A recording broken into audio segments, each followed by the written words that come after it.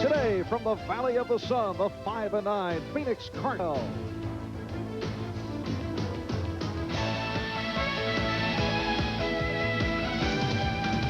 NBC Sports presents the National Football League. Today, it's the Denver Broncos versus the Phoenix Cardinals.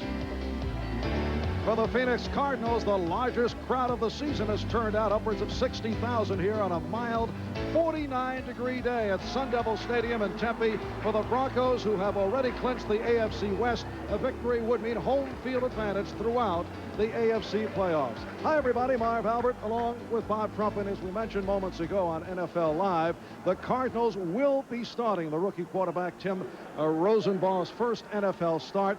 He did see action 4 weeks ago in a mop-up job against the LA Rams. Marv, he had just 14 attempts there. He did not play particularly well, but they told him on Friday he was going to start. They also started practicing him a little more during the week. Rosenbaugh's main attributes: a very strong arm, great mobility. General Manager Larry Wilson of the Cardinals said, look, you can look for this as the first game of the 1990 season. So it's kind of back to the future for the Cardinals. Very good. Thank you so much, Bob. We talked with John Elway last night. He said he can certainly relate to what Tim Rosenbaugh is going through, but Elway's concern is stopping Denver's 2-game losing streak. Cardinals won the toss, and they are receiving. And this is Vi Sikahema, the 4-year man from Brigham Young, on the return, and we get a look at Tim Rosenbaugh out of Washington State. Goes 6'2", 210 pounds. The Cardinals' first-round pick in the supplemental draft. He was a holdout, missed the entire training camp. Quarterback who can scramble, as some have said. He has the linebacker mentality, similar to Jim Kelly of Buffalo. Also told us yesterday he plays the game on emotion. Is really a fiery quarterback. Cardinals from their 24, and he'll put it up, and he's putting it up long, intended for Roy Green. A look at the Cardinal offensive line, and this a team, as I mentioned, hard hit by injury. They have continued to shuffle. In fact, the rookie Mike Zendowski now is starting at left guard, and Joe Wolf making his 5th position change because of the absence of Tootie Robbins, who was sidelined by injury. And in the backfield, Tony Jordan and Earl Farrell. And in the passing situation, Darrell Usher. And a tight end goes to the wide receiver spot. Jay Novacek comes on to the ground. And Tony Jordan is stopped by Carl Mecklenburg. Jordan getting the start today. He was a starter earlier in the season.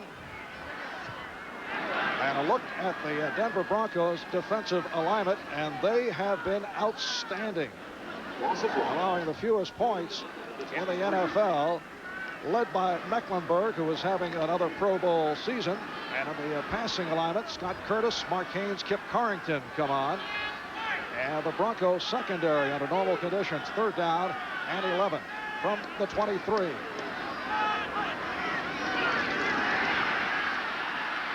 Rosenbaugh couldn't find anyone, and short of the first down. Actually, Marv, that's a play that might help Rosenbaugh finally get hit in this first start. It takes the butterflies away.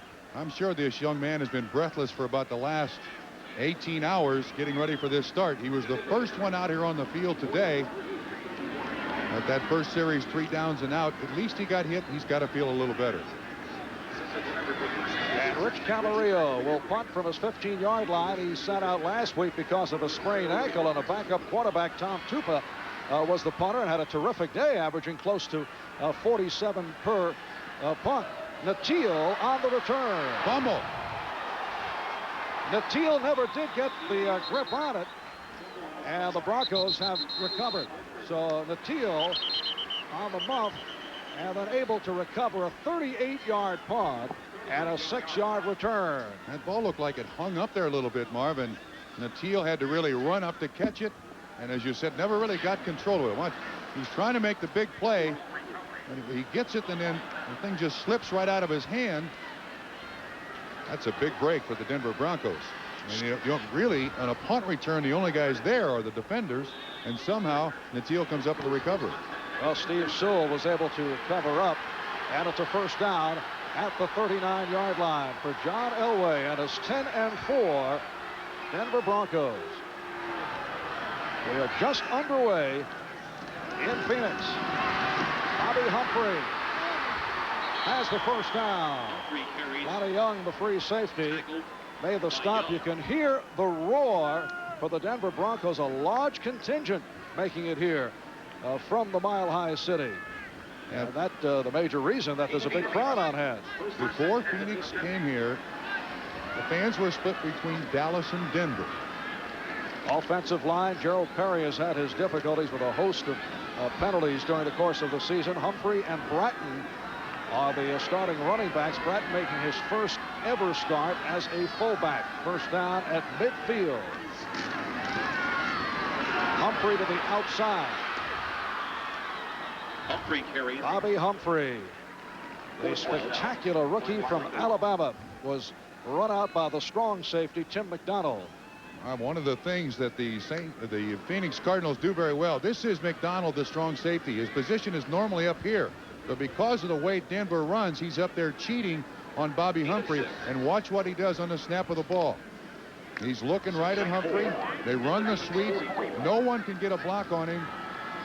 He's there to make the tackle. One of the premier strong safeties in the NFC. Tim McDonald, 46.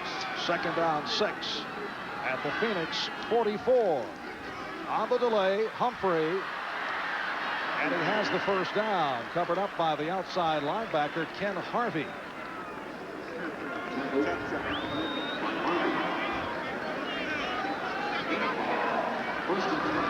Well, when the Broncos go to the passing situation, Bratton and Kay depart. Natil and Young enter the lineup. And the Broncos first down at the Cardinal 39-yard line.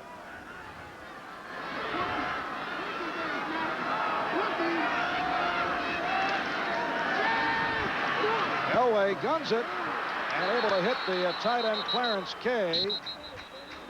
And apparently they say he did not have possession. It is ruled incomplete.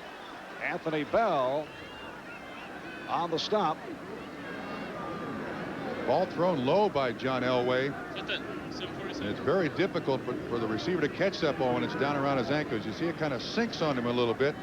Never really gets control. This Cardinal defense, a 43 defense.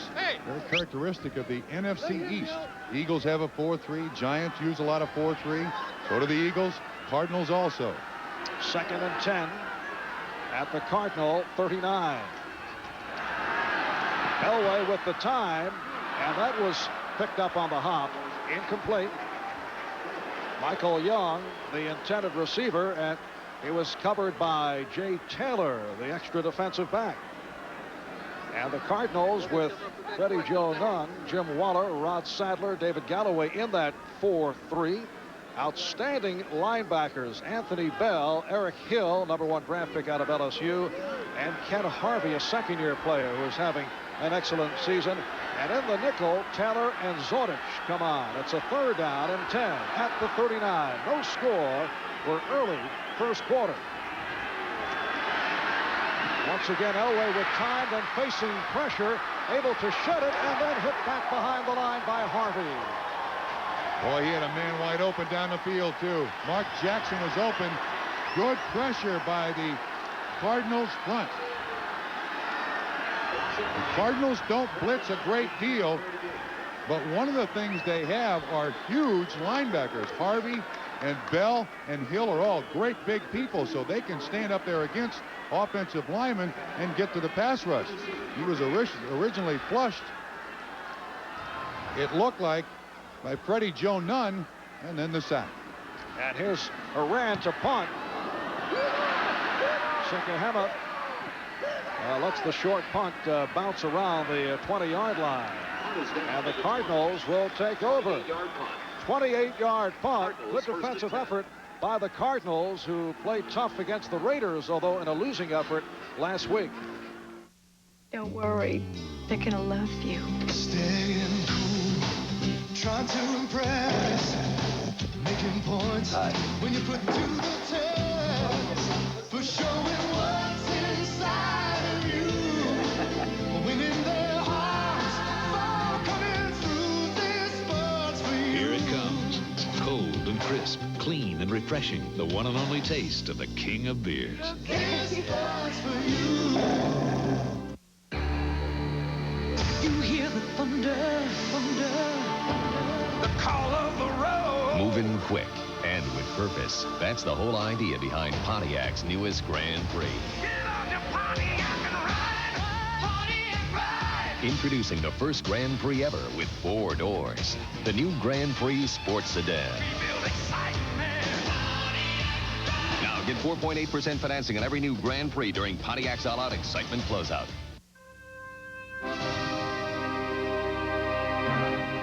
This isn't an ad for 2001.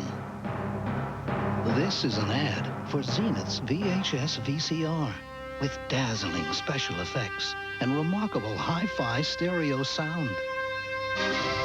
When you have a Zenith VCR, the movies you bring home will take on a whole new dimension. Zenith. Quality. 52-year-old Hank Kuhlman. He was named the interim head coach back on November the 20th, taking over from Gene Stallings. He'd been the Cardinals running back coach the last 4 years. A veteran of 26 years of coaching on the college level, NFL, USFL, a star running back at Missouri. Also played 4 years in the St. Louis Baseball Cardinals organization as a catcher from 59 through 62. You know, I like the compliment that all the players have paid him over the last 2 days to us, and that he's made it fun. He's worked them, but he's made it fun as an interim coach. They haven't won, though. Yes, still looking for victory number 1. This is 4th game. And a first down at the 20. Cardinals back to the offense. Sikahema for a short pickup. Kuhlman also said he would be doing a lot of shuffling today, so we are seeing Sikahema as a running back. And he's lined up alongside Ron Wolfley. Carricker on the stop, picked up 3. It is a 2nd down and 7 at the 23. This is a team missing an awful lot of offensive punch with the loss of Stump Mitchell early in the season to a knee. They've gotten very little production out of their running back spot. And then you see last year's starting quarterback with the headset there. That's Neil Lomax. In fact, they were 7-4 when Neil Lomax went down, and they finished up at 7-9. Ron Wolfley for just a yard. Alfonso Carricker making the stop. Lomax went down after beating the Giants in Week 11. The Cardinals last season were tied for the NFC East lead. They lost their last 5, and since that 7-4 start of last season, the Cardinals have destructed. They've gone 5 up, 14 down. Yeah, last year at this time, there's Neil Lomax right there. He is the arthritic hip. And I'll give you a picture of him walking, and he's just 30, walks like he's 70, is going to need a hip replacement. It is a 3rd down and 5. And Rosenbaugh has it batted down. Don Holmes, the intended receiver. And the Cardinals, once again, forced to punt. Oh, I think that was Kip Carrington who came in from the defensive. Well, look at 25 on the right. You see Sikahema tries to make the block on him. Carrington on the safety blitz. And, of course, against a rookie quarterback, very good idea. Give him a lot of looks. Give him some freakish-looking blitzes. Kind of disrupt his pattern a little bit. And the punt by Camarillo. Here's Natil. Had some difficulty in the first punt return, and he fumbles. Recovered by the Cardinals. Well, the Denver Broncos continue to have difficulties in the punt return game. Earlier, Ken Bell had a series of adventures. We saw that earlier this season. Dan Reeves then went to Vance Johnson, but he's opened with Natil, and Natil coughs it up. The fumble recovered by Ilya Yurashchuk. We'll be back in a moment. It's big. It's now. It's Pontiac's All-Out Excitement Closeout. Now with our longest term 4.8% finance rate ever on Grand Prix. That's right. Now every new Grand Prix is available with long-term 4.8% financing. Or get your share of millions in cash back on Grand Prix and almost every other new 1990 Pontiac in stock. But hurry, your Pontiac dealer is closing out the year with big cash back or 4.8% financing on Grand Prix. It won't last long. See your Pontiac excitement dealer now. Mobile communication is the power to hold your world together. At GTE, we can put that power at hand to take with you where it has never gone before. Into the skies, down endless highways, beyond all past limitations. At GTE, we give you the freedom of personal communication and the power of new opportunities. Because at GTE, the power is on. In 1859, Isaac Cook created a Great American Champagne to launch the Great American Clipper ships. Today, people are still launching celebrations with Cook's Imperial American Champagne.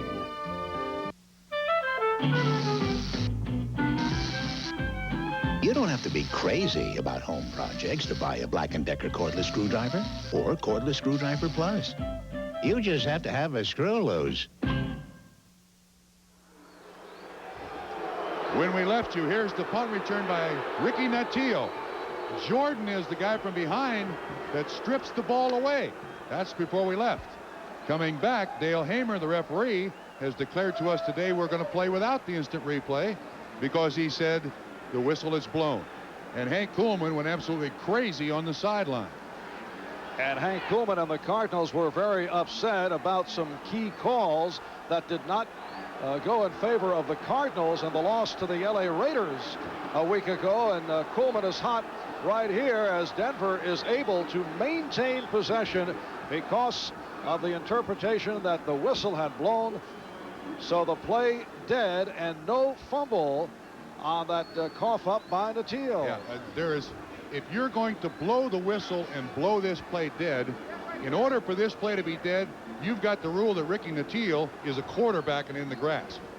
But I repeat, Dale Hamer is basically telling us we're not going to use the replay today with the inadvertent whistle.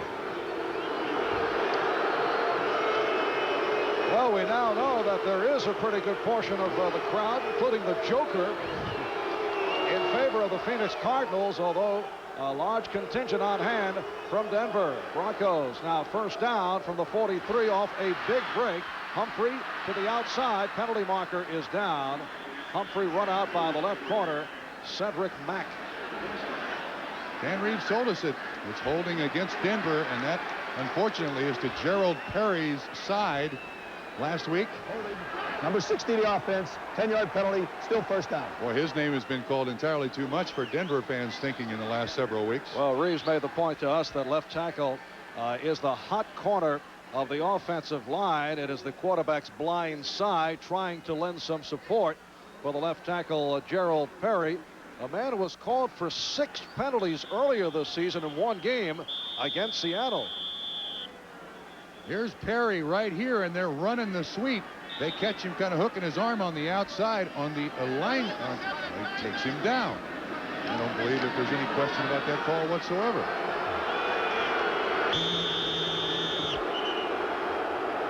Reset the clock to 9:19. Please reset the clock to 9:19. And as we resume, the Broncos have a 1st and 20 back at the 33. The Denver Broncos, champions of the AFC West for the 4th time in 6 years. They need one victory to clinch home field advantage throughout the AFC playoffs, or a loss by Houston would do it. They have clinched home field for their first playoff game, which will be played the weekend of January 6th and 7th, but seeking to clinch it for the rest of the way. Off the relay, Humphrey, proving very tough to haul down. Took Ken Harvey and Tim McDonald to do it. This guy has made a great transition from the collegiate running ranks to the professional. You find a lot of running backs coming out of college football who stand straight up and run. And Humphrey began his professional career with the Broncos running straight up. Then he hurt his ribs. And now watch him duck that shoulder, take on that tackler. has really progressed quickly for these Denver Broncos into a pure pro running back. And he picked up 5, and that makes it 1,000 yards on the season. No Denver rookie ever has reached that plateau. Elway in trouble. And goes sideline. Oh, nice catch. Vance Johnson with his 63rd catch of the season. This is a homecoming for, as he calls himself, the Vance. The Vance. Went to school at University of Arizona. This is an excellent job by John Elway, just extending the defense. It's one of the greatest attributes that John Elway has. You see Vance Johnson continuing with the pattern, but the pressure that Elway puts on the defense is that it must continue to cover. He never gives up on a play. And that's why defenses are back there and think, well, the blitz must have gotten him by now, and he still completes the ball for good yardage to Vance Johnson. It's a 3rd down, 5 from midfield, 4 wideouts for Denver. No score. We're first quarter. And again, the completion to Johnson, and he has the first down. Stopped by outside linebacker Anthony Bell. Cardinals that time in a pure zone, dropping off, and really that's what Denver likes with their small, quick, very, very quick receivers. Elway can just pick and choose. Johnson just goes to the distance he needs for the first down, turns around. Young, 43, the free safety there. And Harvey, 56, finally gets him on the ground. First down, Denver. Now Mark Jackson is to the left. Steve Sewell has been quiet the last couple of weeks. At the bottom of your screen, Humphrey could not make the turn. Anthony Bell on the scene did not allow it. Along with Freddie Jonone, pushed him from the outside. Sewell, that time, you mentioned his name. He was out there to block, not to catch. Bobby Humphrey, Denver's first pick in the supplemental draft, averaging just under 4 yards per carry.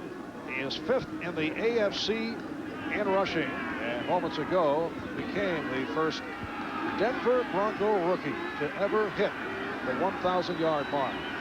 We're at the midway point of this first quarter. Kay in motion. Away to the sideline, and it is picked off by Cedric Mack. Cedric Mack with his 3rd interception of the season. And a pass intended for Vance Johnson. That's the 17th interception that John Elway has thrown, and Cedric Mack that time guessed right. Watch his drop. He reads the quarterback's eyes. He's right there with Johnson to make the break, and he comes up with the interception. Phoenix ball. So the Cardinals take over. They'll have a first down from their 36. It's a Radio Shack Merry Christmas. What'd you get the boys? Radio Shack's radio-controlled cars. A dual-speed White Tiger Turbo with spring suspension to hug the road.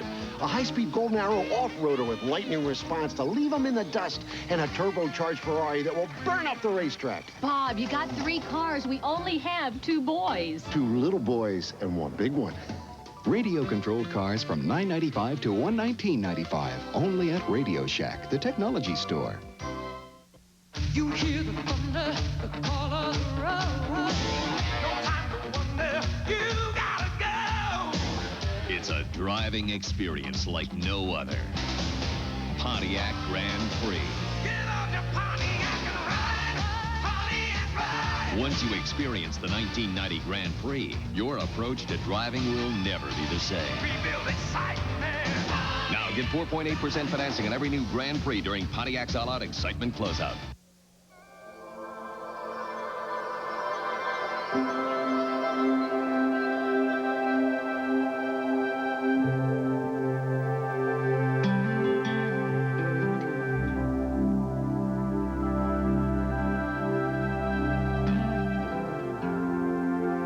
Life's full of simple pleasures, like the comfort of Levi's jeans, or a hedge forgotten.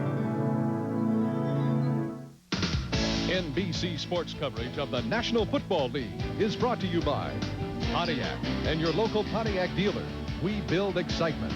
By Radio Shack, the technology store, America's leader in consumer electronics. And by Coors Light. Pure brewed in the Rockies, the silver bullet won't slow you down. It's the right beer now. Well, Welcome back to Sun Devil Stadium, Tempe, Arizona, located just outside of Phoenix. Marv Albert with Bob Trumpy. Halfway point, first quarter, no score between Denver and the Phoenix Cardinals. And Sikahema hit immediately by the right defensive end, Ron Holmes. The Cardinals to the offense following the interception of John Elway by quarterback Cedric Mack. The rookie quarterback, Tim Rosenball, making his first NFL start. Thus far is 0 for 2. Cardinals have done nothing offensively. 3 plays and a punt, 3 plays and a punt. And that has been it. Rosenball telling us yesterday that he's had good fortune on games that have been nationally televised. He guided Washington State to an upset win over Troy Aikman and UCLA in the Rose Bowl last season. Led Washington State over Houston in the Aloha Bowl. Able to stand in there, completes to Roy Green, just shy of the first down. Green tackled by Wyman Henderson. Now you saw one of his major attributes. This kid has got a gun. The game in the NFL nowadays is strong arms, and watch him. It's up and it's away. Tight spiral on the money. Green catches it for 11 yards. Not enough for the first down, but that quick release and that very strong arm, and that was a spiral to Roy Green. See, he's normally throwing to developmental guys. He's playing John Elway last week, and now as a starter, he gets to throw to the starters. Yes, he said he was in awe of Roy Green when he first showed up in the training camp. Ron Wolfley able to pick up the first down. Wolfley, a 5-year man out of West Virginia, usually a short yardage specialist, and now being used in the backfield. Earl Farrell, the starting fullback, bothered by a calf injury. But apparently they are going to call for the yardsticks, so it is close. Even if it is close, you'd certainly think 5-9 Hank Coolman, interim coach. I mean, every series is a 4-down series. What's the sense of punting the ball away? Because no matter what the conditions, as you see, they pick up the first down. I would think all coaches play it right out of the conservative book. Cardinals first down. Those of you who missed NFL Live, here are some of the headlines from today's show. Dan Reeves said he expects other NFL teams to wait until after the season before interviewing Wade Phillips or Mike Shanahan about head coaching jobs. And Bobby Beathard said he hasn't agreed to join any NFL team next season. Rosenbaugh. Incomplete, intended for Roy Green. Marcus Allen also acknowledged earlier that he was the subject of trade talks in the early part of the season, and the Browns were trying to acquire his services. It'll be a 2nd and 10 at the 47 with 5:45 remaining in this first quarter. The Phoenix Cardinals have lost 4 in a row. They're 5-9. Their last win, November the 12th, they beat Dallas. You look at the 5 wins, Bob, twice over Dallas. They also knocked off Atlanta, Seattle, and Detroit. They won their first 2, and then they lost 4 in a row. 2nd down and 10. And Rosenball goes sideline and incomplete. Intended for Sikahema. And I do think one of the things the receivers for the Cardinals are going to have to adjust to is the quarterback for most of the season for Phoenix has been Gary Hogeboom. Not a particularly strong arm. This kid has an absolute gun, and you got to get your hands up there and get him ready to catch the ball. You can see that he doesn't mind taking a hit. You saw in the last rollout, kind of looked a little bit like John Elway. Doesn't give up on the play, keeps trying to make the play. He's better numbers than that, but they're going to give him a good look today, no matter what the score is or how well or poorly he plays. Hogeboom started 12 games. Get the idea he was not pleased about being pushed aside for the rookie Rosenball. 3rd down and 10. And Rosenball able to flip one out, but short of the first down. The tight end, Jay Novacek, on the reception, but once again, the Cardinals will punt it away. Nice little rollout pass called by the Cardinals, taking advantage of his mobility. His 2nd completion. Jim Schaffner there is the gray-haired gentleman on the sideline. That's the offensive coordinator, Tom Tupa, with the headset on the backup quarterback. That's the offensive brain trust there for the Phoenix Cardinals now. And the Broncos make a change in their punt return game as Camarillo drops back. Vance Johnson instead of Ricky Nattiel, who bobbled and then fumbled, but the Broncos got a break with the call of the whistle stopping the play. And they'll bring it out to the 20-yard line. So with 5:26 remaining in this first quarter, no score. The 51-yard punt by Camarillo. We'll be back in a moment. You kept thinking it will stop, it will at some point, but it went on forever. So there was glass everywhere. In the living room, I have a 700-pound soapstone wood-burning stove that had bounced all the way across the living room, sitting in the middle of the floor. It was obvious from the very beginning that our house was no longer habitable. When I called my agent and told him we needed to find temporary housing, within 48 hours, Allstate had written me a check to pay for our moving expenses and for our rent. I expected bean pushers, and I got sensitive people instead. If you feel life's more interesting when you make a splash, It's the right beer now. if you feel a great beer starts with great water, It's the right beer now. because you're the kind of person who likes to get to the bottom of things, call for the Silver Bullet, the one that won't slow you down. Coors Light. It's the right beer now. This December, things are really heating up. Heating up at every GM division. Each dealer is out to make December hotter than ever before. Like with the luxury of special monthly terms Cadillac style. Special GMAC Smart Lease terms on luxurious Cadillacs let you travel in the passing lane without leaving your comfort zone. Yes, this December is incredibly hot at every GM division. It's GM's Hot December. Come feel the heat. NBC Sports serves your need to know all week long. Dial 1-900-454-3500 for NBC Scores Plus. 24 hours a day, 7 days a week, anywhere in the USA.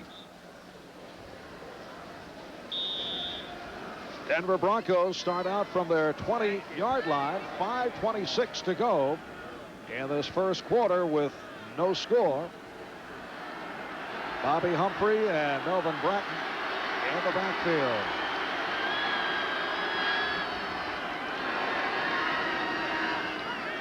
Steve Sewell in motion.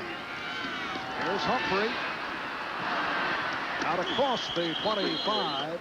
Tripped up by the middle linebacker, Eric Hill. Eric Hill, the man who moved from the outside to the inside when he reported to the Phoenix camp, said he had a bad attitude at first and then realized that it was his best chance to make the club, and he's done very well. He's adjusted very well, as is this gentleman right here, Bobby Humphrey. And Denver's going with the sweep a lot today. Not really going up into that four-man front, but trying to capture the corner. And Humphrey picked up six carries, 36 yards for the rookie out of Alabama. This is Bratton, and he is stacked up. A short advance by Melvin Bratton. Left defensive tackle Rod Sadler combining with Freddie Joe Nunn. And it will be spotted as a 3rd down and 1 at the 29. When you look at the middle of this Denver offense, John Elway told us last night his offensive line is a much better run blocking line than pass protection.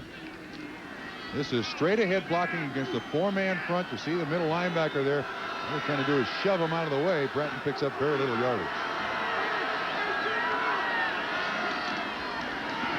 Humphrey, and he's stopped behind the line on that 3rd and 1 call. David Galloway, the left defensive end, who has been in and out of the lineup because of injuries, is 8th year from Florida, making the stop. Well, I tell you, Denver is playing down to Phoenix. Denver at 10-4, playing down to the 5-9 Phoenix Cardinals. I would certainly expect the Denver Broncos to come out here with a little more steam than they've shown in the first quarter. They do not want it to go to the final game in San Diego next Sunday. They have lost the last 2, losing in the snow to the Giants last week, losing to the Raiders in Los Angeles. Sikahema. It's kind of surprising that he made the catch and then is hit down around the 20 by Scott Curtis on a 49-yard punt. A look at tomorrow's lineup It starts with NFL Live, 12:30 Eastern Time, and a host of important games. Houston at Cincinnati, San Diego playing Kansas City, Indianapolis home for Miami, New England and Pittsburgh. And then the later games, Buffalo coming off a week full of turmoil. Yes, like every other week with Buffalo. And it all gets underway with Bob Costas, O.J. Simpson, starting 12:30 Eastern Time. First down at the 1-yard line. Mecklenburg's got it. And there goes Mecklenburg in for the score. Fumbled from the snap. Now you'll see a Phoenix Cardinal on the replay grab a hold of his leg, but Mecklenburg is up and standing. Wow. Room service, something to ignite the Denver Broncos. Watch, he's moving, following motion. Rosenbaugh never gets the snap. He's up off his knee. I believe they're going to count that one. 6 points, Denver, supplied by Carl Mecklenburg. 23-yard run on the fumble return by Mecklenburg, who is on his way to another Pro Bowl appearance. And now David Treadwell for the extra point. Kubiak put it down. And the Broncos with a 7-0 lead. A penalty marker is down. Carl Mecklenburg in his 7th season from the University of Minnesota, the AFC Defensive Player of the Month for November. Well, the call number 43, the defense against the Cardinals on the kickoff. The extra point is good. And they'll tack it on to the kickoff for the Broncos with the 7-0 lead. The center is Derek Kennard right in front of Carl Mecklenburg and 55 Dennison. It's all going to happen right here in the middle of all this, and the ball never gets to the quarterback's hands. Now, Denver likes to flop their inside linebackers wherever the strength of the offense is, but Mecklenburg, even though he's a linebacker, shows great leg strength and legs it in for the touchdown.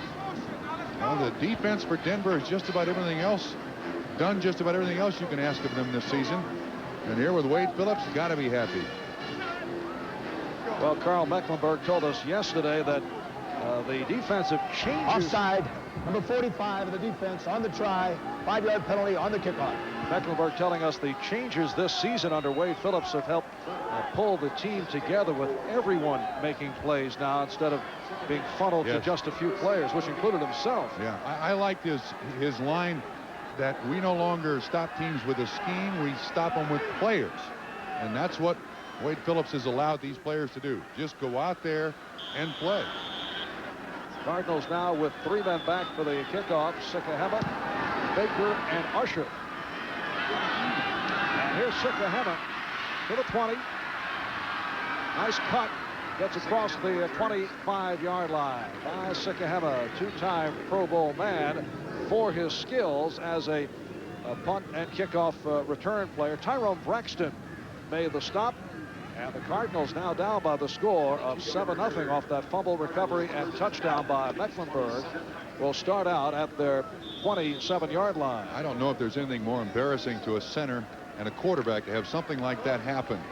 Now, all week long, Tim has shared the quarterback duty with Hogaboom and Tupa, but that shouldn't happen. Fumbled snap from center. Now Jordan and Farrell in the backfield. The center is Derek Kennard. It's Farrell getting out to the 30, met by the free safety, the good-looking rookie Steve Atwater. Good looking. This kid is a player. Interesting note, he is the same size as Jack Lambert, who started at middle linebacker for the Steel Curtain defense of the Pittsburgh Steelers and won 4 Super Bowls. 6'3½", 215, 16, 17 pounds, and he plays free safety, but he plays it like a middle linebacker. Denver's #1 draft pick. Some of the late workouts pushed him up in the draft. Rookie from Arkansas, Steve Atwater. Good hole for Farrell.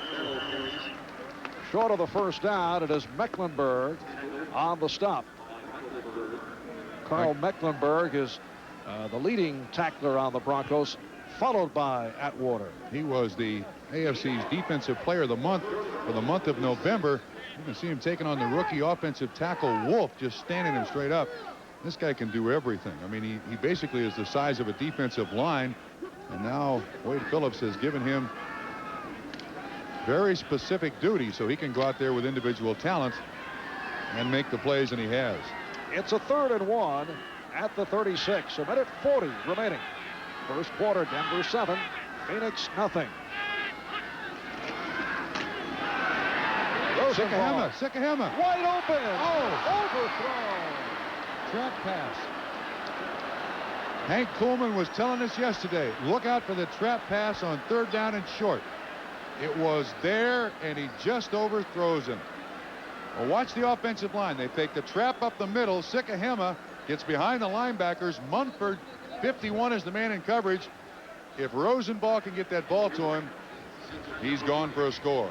Coolman pulled that one out of the pages of his USFL playbook. Tell about a successful trap pass pulled off while with Birmingham. Here's Camarillo. And Vance Johnson says fair catch back at his 24-yard line. So with a minute and 23 to go in this first quarter, Denver with a 7-0 lead on the Phoenix Cardinals. 42-yard punt by Camarillo, who leads the NFL in punting. And Rosenbaugh chatting on the sideline with Neil Lomax. And he's the quarterback that this team was built around until the injury to his hip. And there is no question he got hurt playing football. Has 2 years left in a very hefty contract. And he thinks he's going to come back and play somehow. First down for the 24. Elway has it rejected. So Elway has his pass batted down. It appeared to be the right defensive tackle, Jim Waller. He goes, what, 6'3½"? And see if we can pick up whose hand is up there. Elway just 2 of 6 for 22 yards. That is Waller. It is Waller, the defensive tackle, gets his hand up there. Elway was looking at Vance Johnson all the way, and Waller tips the ball away. Waller back from a knee injury, a starter the past 5 games, 2nd down 10 from the 24. Well, he threw a bullet for a short pickup. Elway can throw the ball, drilling it to Vance Johnson. Yeah, he almost tattoos you with it. If you let it get to your body, I mean, you're going to have, you might have Pete Rozell's name on your side, the imprint of the laces. Boom. I mean, sometimes when he throws the football, he appears to be like one of those guys who throws the javelin. I mean, he gets his legs in it and his rear end in it. I mean, he really hums it. This past week, he confirmed that he's been playing with a cracked rib since back in early November, hit hard by Pittsburgh nose tackle Gerald Williams. Says it is just bruised right now. He's fine. 3rd down and 7. And the ruling is, it is a completed pass for a 1st down. Nice move by Vance Johnson. Check that, Mark Jackson. Marv, I notice this is an excellent pattern run by Jackson from the inside with Lonnie Young, the free safety, on him. But did you see Elway just before he put everybody up at the line of scrimmage? The sun here in Sun Devil Stadium is a real problem. And this stadium was built for night football, for college football. It was not built with worrying about the sun in players' eyes or anything like that. So in every instance when you play here at this time of day, either the offense or the defense is going to be staring into the sun. Play stands, completed pass, first down. They went to the instant replay to check the reception by Mark Jackson. And as you heard, the play does stand. Jackson's first catch of the day. Well, a look at Sun Devil Stadium, the home for Arizona State University football and the site of the Fiesta Bowl that will be seen New Year's Day here on NBC. Florida State going against Nebraska. Humphrey stopped back behind the line by the outside linebacker Ken Harvey, who has had a solid season after what has to be termed a tentative rookie campaign. Look how far away he comes from to make the play. He's all the way over on the left-hand side. He pursues down the line of scrimmage and is there to make the tackle. Anthony Bell, 55, is there to stop the play. Excellent job. These 3 linebackers are fine players for the Phoenix Cardinals. And there is the gun So that is the end of the first quarter. It is Denver 7 and Phoenix nothing.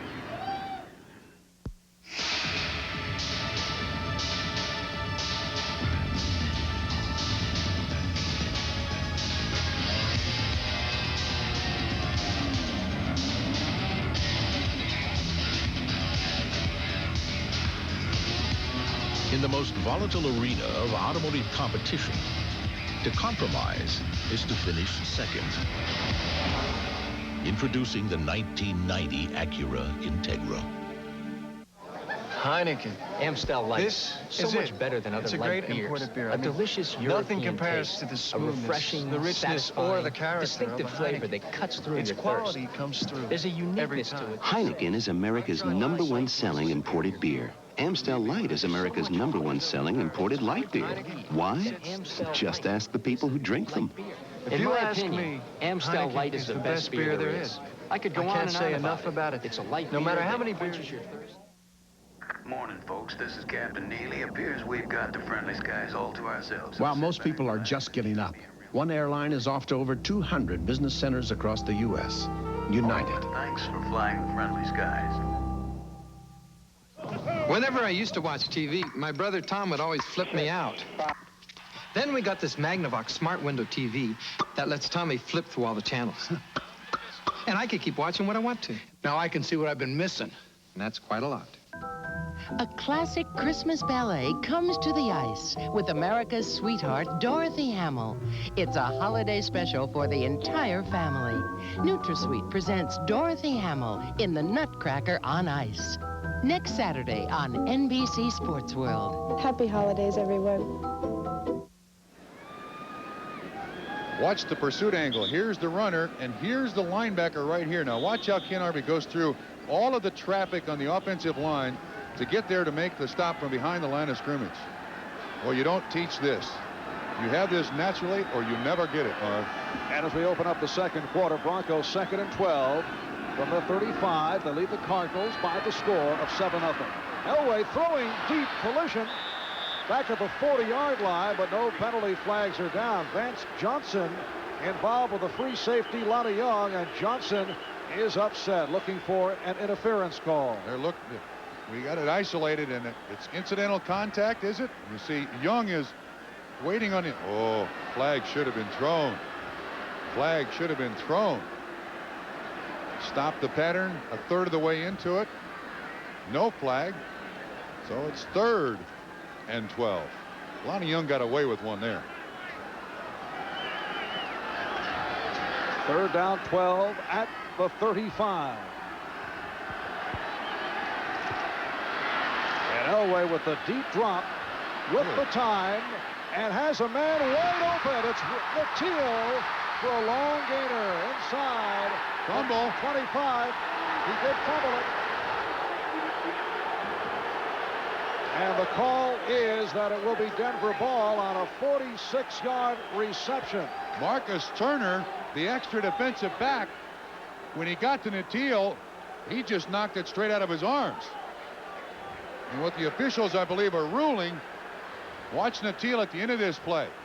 Great time for John Elway to find him. This is an excellent catch by Nateel.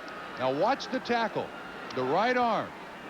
Turner comes up, knocks it right out of his hands. Went out of bounds. It is still Denver's ball. See if we can pick up Lonnie. Tim McDonald. Whoa. Oh, where is it going out of bounds? Where the ball is loose.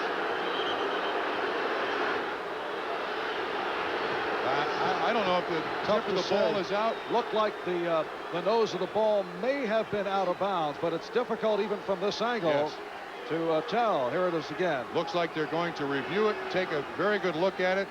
Now, Tim McDonald is in bounds himself. The question is the ball in bounds? We can't tell from there. The last angle we had, I think, was the best angle.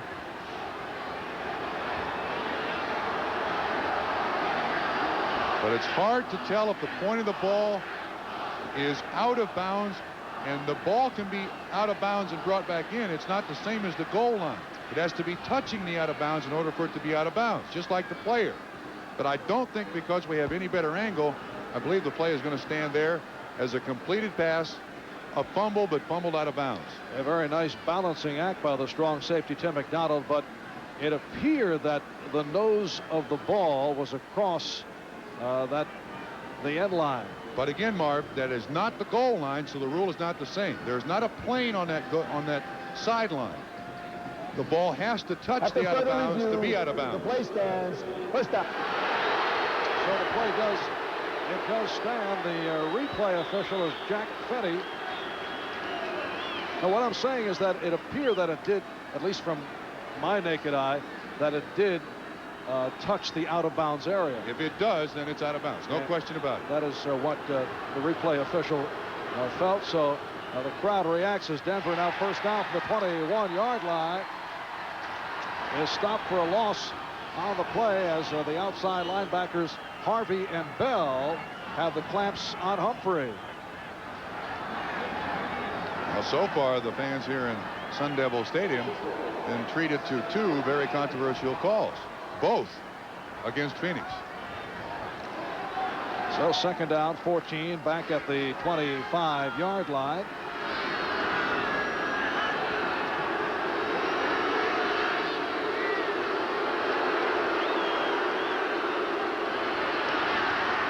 And Elway has the completion to Johnson. Good tackle. But a very short pickup. The free safety, Lonnie Young, 6-year man from Michigan State, right on the scene. Young making it back from a fractured right shoulder that was suffered on the opening game against Detroit. With Tim McDonald back there in the defensive backfield along with Lonnie Young, Phoenix has two safeties I think that'll be there for a lot of years and ding a lot of players. It is third down and 11, 7-0. Denver leading Phoenix. Quick release, underthrown, intended for Johnson. John Elway was very, very upset. Now, I don't know if Vance Johnson was supposed to look quick, but there was a safety blitz. And when there's a safety blitz, at times you're not going to have enough people to pick up the blitzers. And the receiver has to look. And John Elway, watch what he does. Nah, come on. You can see Lonnie Young, 43, coming in there on the blitz. And I think John Elway feels that Vance Johnson didn't see the blitz, and therefore the pass was short.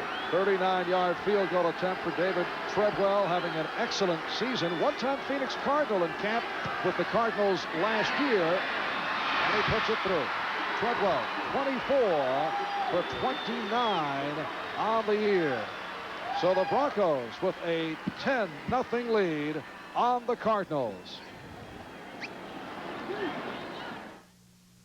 If you don't want to slow down on your way to the top,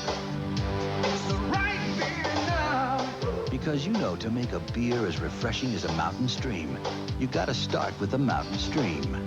It's the right beer now. When a night on the town might last all night, call for the taste preferred at better night spots. The Silver Bullet, the one that won't slow you down. It's the right beer now. They predicted a gloomy year for everyone. But they didn't count on Mazda, with cars and trucks engineered to feel just right. Now Mazda is racing toward an all-time sales record, with record-setting deals that can get you $750 cash back on 89 Mazda trucks now. So come get a record-setting deal at the Mazda Race to the Record. At your local Mazda dealer now. So Dad had to leave all of a sudden for this big party in Paris. But I made sure he didn't miss anything back here. Facts in the article about your baseball game, your dad? Sure am. Billy, great news on the game. I'm really proud of you. This is Tim Harris. I'm standing at the Plaza. I just saw you on TV. What'd you think? I think you need an assistant about 4'3". AT&T Long Distance. No one else gives you this remarkable power to manage your world. No one. Thank you for using AT&T. Come home to the best in college football and an East-West showdown. The Freedom Bowl pits 1990 Heisman hopeful Emmitt Smith and the Gators of Florida against the Pac-10 runner-up Washington Huskies. The Freedom Bowl, December 30th, only on NBC Sports. And the kickoff by Treadwell took a A high hop, and Sikahema will play it in the end zone. A Cardinal player is down. He's hurt. They also have a flag. Penalty marker also thrown. That's Michael Zordich, shaken up, number 38. The flag is thrown back at the spot where the Denver Broncos kicked off. So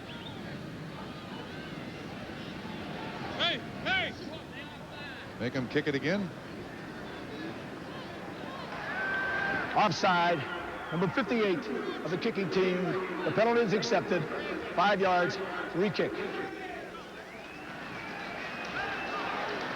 And a Scott Curtis called for the offside. There's Curtis, who has been a very strong special teams player, second season, out of the University of New Hampshire. And Treadwell will kick it again. Rich Carlos was the Denver kicker last season, and Treadwell beat him out. He was acquired early in training camp, first-year player from Clemson. Spent part of last year in the Phoenix Cardinal training camp, and has done a very fine job. A couple of game-winning field goals, successful on his first 11 field goal attempts before missing a 54-yarder against the San Diego Chargers. This field is beginning to look like the schoolyard here. Began a beautifully painted green and is now suddenly becoming brown. Arizona State had 8 home games this year in Sun Devil Stadium and really tore it up. This stadium, by the way, is built on rock. Underneath here is rock. You don't just dig dirt out from underneath this floor. And one of the upmen, Darrell Usher, on the return, gets across the 30-yard line. 2 minutes have gone by. In the second quarter, the Broncos with a 10-0 lead. The fumble recovery, a 23-yard run off the fumble by Mecklenburg, and the 39-yard field goal by Treadwell. So the rookie, Tim Rosenbaum, looking at a first down from the 32. Phoenix invisible thus far offensively, accounting for only 1 first down and 33 total yards.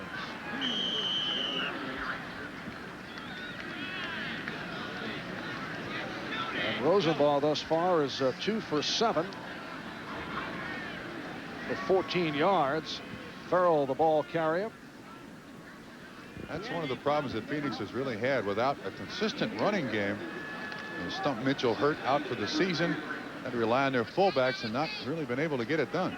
You also see Rosenbaum staring right into that sun. Now, it's tough to find receivers when you've got that sun right in your eye.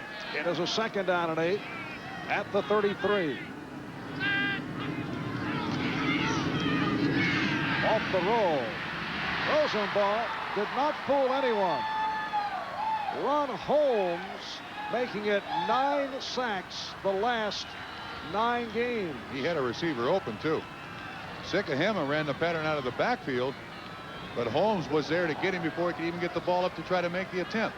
See Sikahema on the left? Now watch him. He'll be open just above the left corner of the screen. Rosenbaum just can't get it up and throw it. As a matter of fact, that ball appears to pop loose, but they call him in the grass. Well, with Rosenbaum the starter at quarterback today, Cardinal General Manager Larry Wilson telling us, as you mentioned, that this, in effect, is the first game for the Cardinals of 1990. We mentioned that to Dan Reeves, and he said, well, I hope they don't win their home opener. And it is a 10-0 Denver lead. Third down, 17. Rosenbaum airing it out, and it is broken up. The pass intended for Darrell Usher, and Mark Haynes got a piece of it. Well, I'm kind of surprised at the approach here by Phoenix. You've got a rookie quarterback. This is his first start. And my feeling is that the best way that you establish this kid is you give him high percentage passes to complete. He's thrown the ball way down the field 3 different times. He's not completed one yet. And you're not going to do much for his confidence by giving the low percentage passes some priority.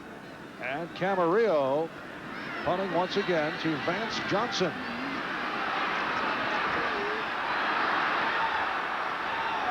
Nice moves by Johnson, but he could not get outside. a 44-yard punt, and a 6-yard return. Timeout taken. Back in a moment. They predicted a gloomy year for everyone. But they didn't count on Mazda, with cars and trucks engineered to feel just right. Now Mazda is racing toward an all-time sales record, with record-setting deals that can save you up to $1,000 now. So come get a record-setting deal at the Mazda Race to the Record. At your local Mazda dealer now. Imagine a world beneath the sea with an enchanted McDonald's of pure fantasy, where the Little Mermaid's friend Sebastian and Flounder the fish come to life to grant your holiday wish. Buy a $5 book of McDonald's gift certificates and get a free plush ornament, either Flounder That's me. or Sebastian. I always knew I'd be famous. From the all-new Disney animated feature, The Little Mermaid, now in theaters everywhere. So come to McDonald's, hurry along, like a true fantasy. It's here then, score. Your holiday place, McDonald's. Hey, party people! I got some more party time tips for you from Extra Gold Draft. First, never party with anything less than a full tilt taste of Extra Gold. This is some serious beer. Another tip, the next time your buddy sets you up with a blind date, try not to look too surprised the first time you see her. Betty, right? I'm Tom. She likes me. Ask for an extra. Go for the full tilt taste. It's just cologne. NBC sports coverage of the National Football League is brought to you by Extra Gold Draft, the party time beer with a full tilt taste. By the good time, great taste of your holiday place, McDonald's. And by Mazda Cars and Trucks. Mazda, it just feels right. Welcome back to Sun Devil Stadium in Tempe, Arizona. Marv Albert, Bob Trumpy. The Denver Broncos first down at their 37-yard line. They lead the Phoenix Cardinals by the score of 10-0. We are early second quarter. Big hole for Melvin Bratton. Working his way across the 45. The left defensive tackle Rod Sadler making the stop. Word on Ricky Natil, the wide receiver and return man. He is out for the game because of a strained right knee. Natil involved in a controversial play earlier in the game, coughing it up. The Phoenix Cardinals thought that they had held on to the ball just before it crossed the end line, and Natil has had it for the day. He strained his right knee. Second back coming through. Big hole for Humphrey, stopped by Eric Hill, and the Broncos have a first down. That's where he functions very, very well. Of course, at Alabama, but all they ran was the I formation. Bobby Humphrey buried deep with that lead blocker Bratton in front of him. Watch how quickly he gets through that line of scrimmage. Now see, he also has got that forward body lean, protects himself, drags people along. If he stays healthy, he's going to run for a lot of yards for Denver. And the Broncos first down at the 48. Bratton picking his way inside the 45. The left defensive end, David Galloway, making the stop. Well, recapping, the Broncos with that interception to stop the early drive. Cedric Mack, the left corner, picking it off. The fumble recovery by Mecklenburg, who ran it in from 23 yards away, and then the field goal by Treadwell for a 10-0 Denver lead. Second down and 6 at the Phoenix 44. Away off the roll, could not find anyone, and then completes to Bratton. But he is shy of the first down. The free safety, number 43, Lonnie Young, on the tackle. But that is vintage John Elway. He never gives up on a play. Gets to the sideline. He's flushed out of the pocket again by Tim McDonald, 46, the strong safety. Still looking for a receiver. Goes back across his body, right on the numbers to Mel Bratton, and he picks up 7 or 8 yards. He's amazing how he has that ability. He never seems to give into a play. Particularly when he throws against the grain way across the field. Third down and 2 at the Cardinal 40.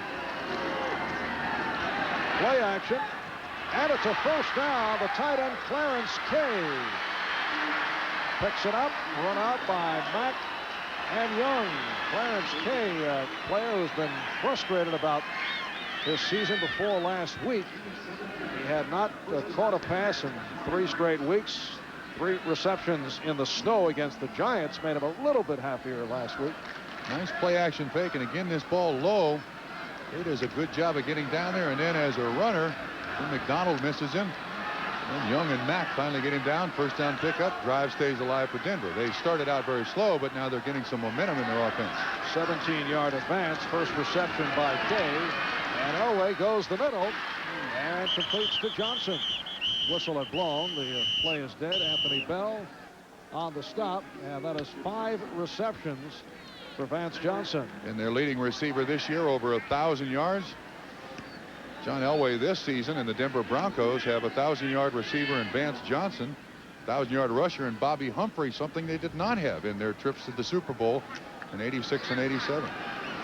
Vance Johnson, a star running back at the University of Arizona in Tucson, making the transition to the wide receiver position in the NFL. He's so fast, it's scary, too. 2nd down 8 from the 21. Humphrey, change of direction, beautiful cut. And it will be a 1st and goal for the Broncos. Well, he does an outstanding job of setting up the block of the guard Waddell. He absolutely makes all the yards here by himself. Now you'll watch the guard pull out in front of him, 67. Now watch what he does to Ken Harvey. Stops him, gives Waddell a chance to hit him, and then Waddell ends up getting Young and Harvey. That's all on Bobby Humphrey. He did that all himself. Used the blocker perfectly. He went 18. 1st and goal down at the 3. Sewell. Oh, that completely fooled the Cardinals. But a penalty marker is down. I think they're going to call Clarence Kay on a crackback block. Even when Sewell was in the end zone, the Cardinals did not realize that he had the ball.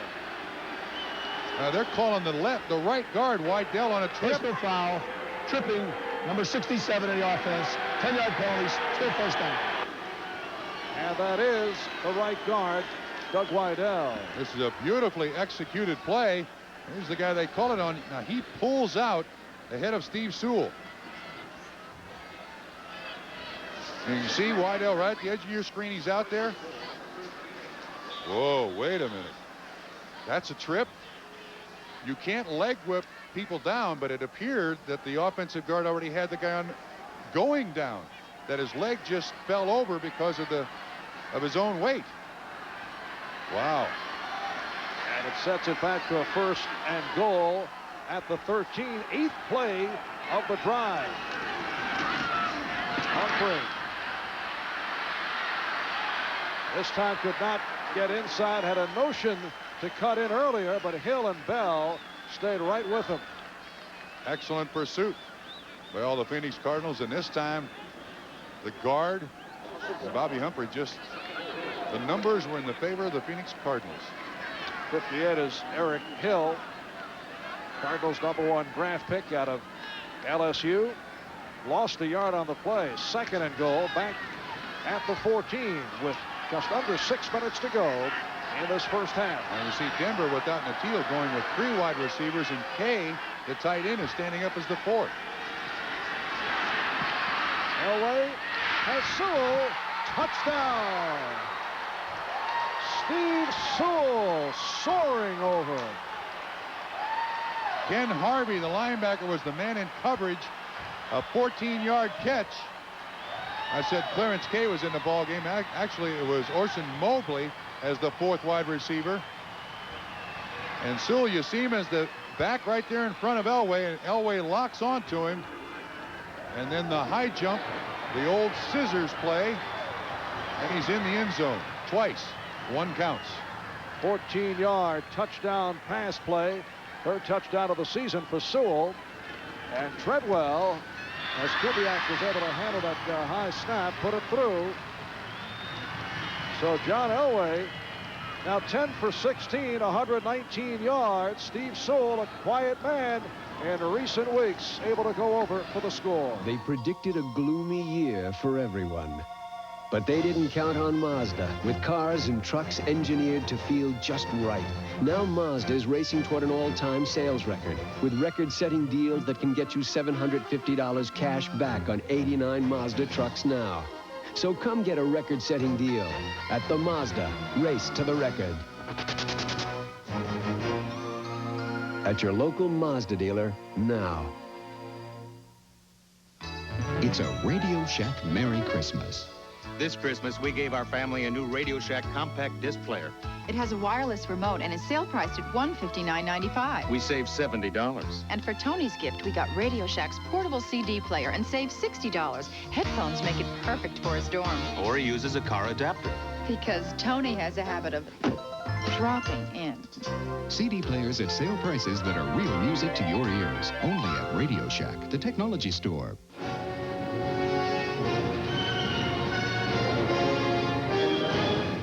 Wrap up the holidays with Batman. The gift you want to give, the gift they want to get. Batman on video cassette, specially priced at stores everywhere.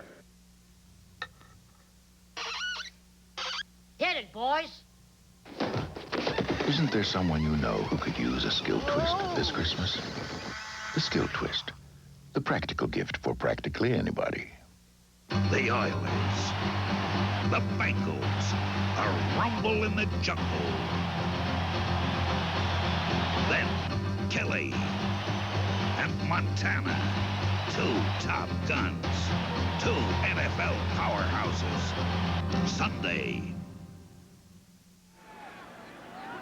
As the Broncos prepare to kick off just a moment ago, Gary Hogeboom warming up on the sideline. It could be a quick thumb for the rookie Tim Rosenball. What's your feeling about that? I don't like it. He only gets a quarter and a half. I don't like it a bit. Returned by Sikahema. And yes, that's it for Rosenball. And Gary Hogeboom. I don't like this. Will come on. I don't like this. He's your first-round draft choice. He's your quarterback of the future. You got to give him more than a quarter and a half. I mean, I realize he's only 2 for 8 for 14 yards. But, I mean, at 5 and 9, you got to give him more of a chance than that. Hank Kuhlman, the head coach, makes the choice. Hogeboom is back in the ball game, and I think the fans have just recognized it. Well, could that be Hank Kuhlman desperately seeking a win in the NFL? But he's sure. But still, I think the future of this quarterback is with Rosenball. However, Hogeboom completes to the tight end Robert Awald, stopped by Mark Mumford.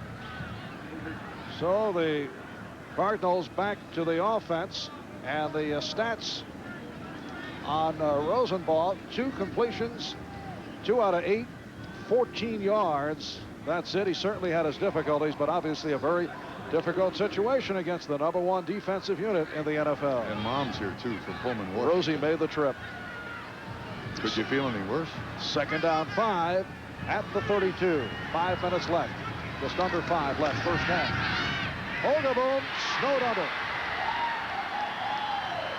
Second sack for the Broncos. Warren Powers and Greg Cragen appeared to be involved. 43rd sack of the season for this Denver defense. And you can see they basically just overpower the offensive line. Joe Wolf got over man. He's number 68. He was the man on Holmes.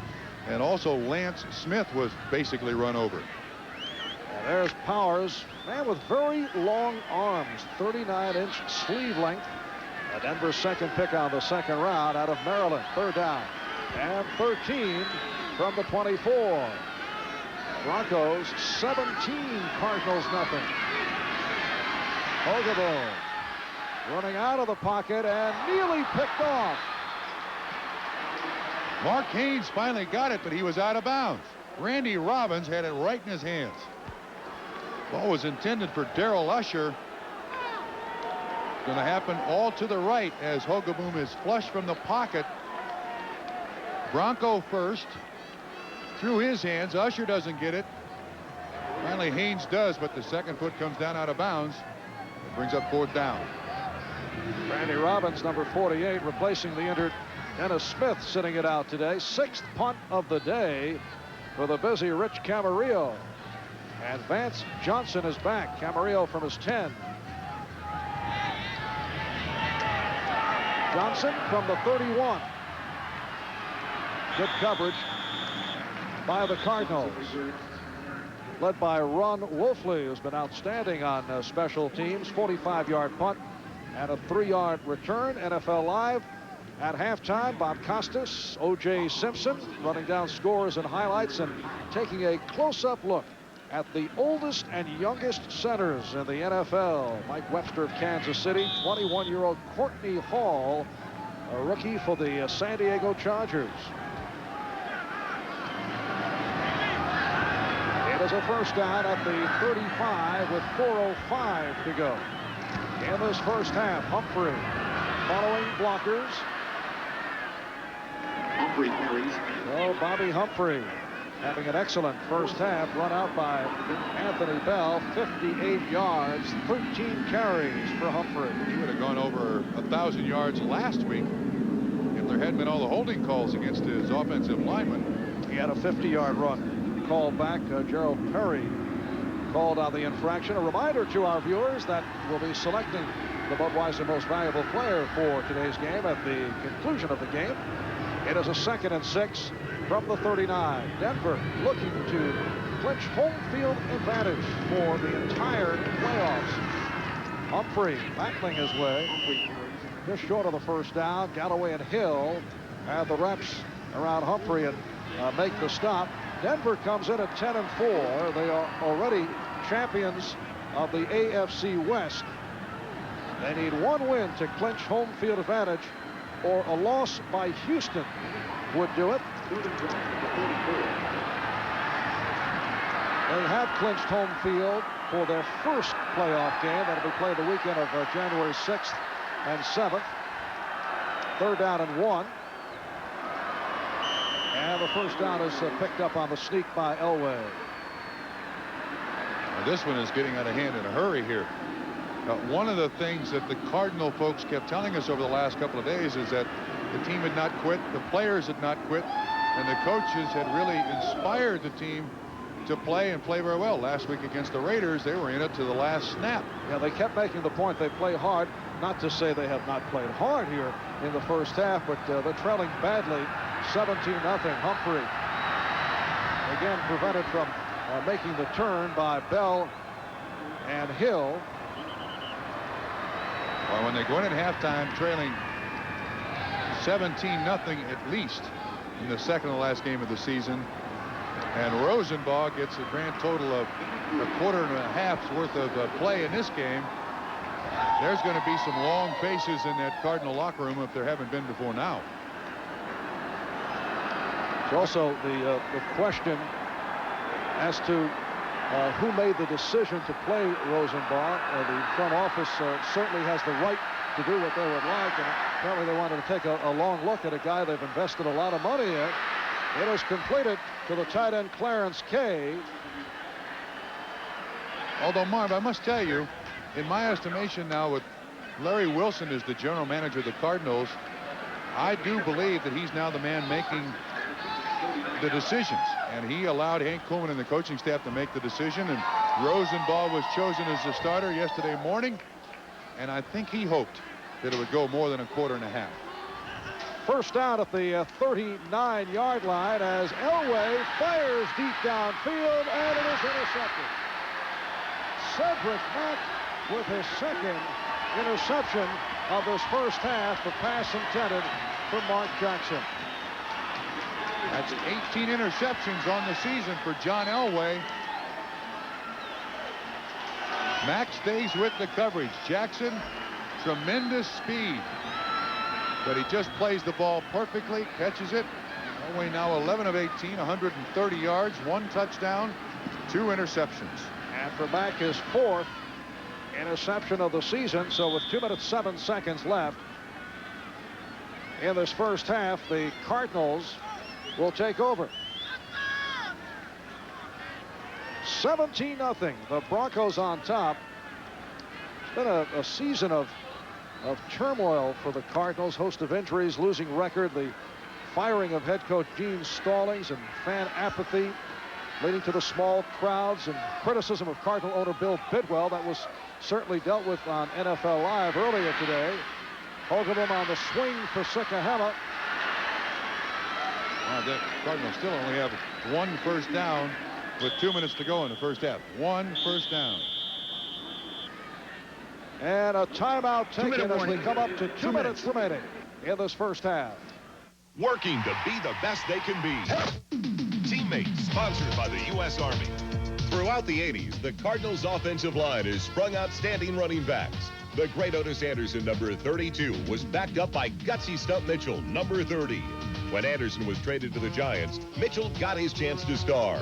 An injury in a game versus his former running mate ended his '89 season, but proved that Anderson and Mitchell are teammates for life, who made each other the best they can be.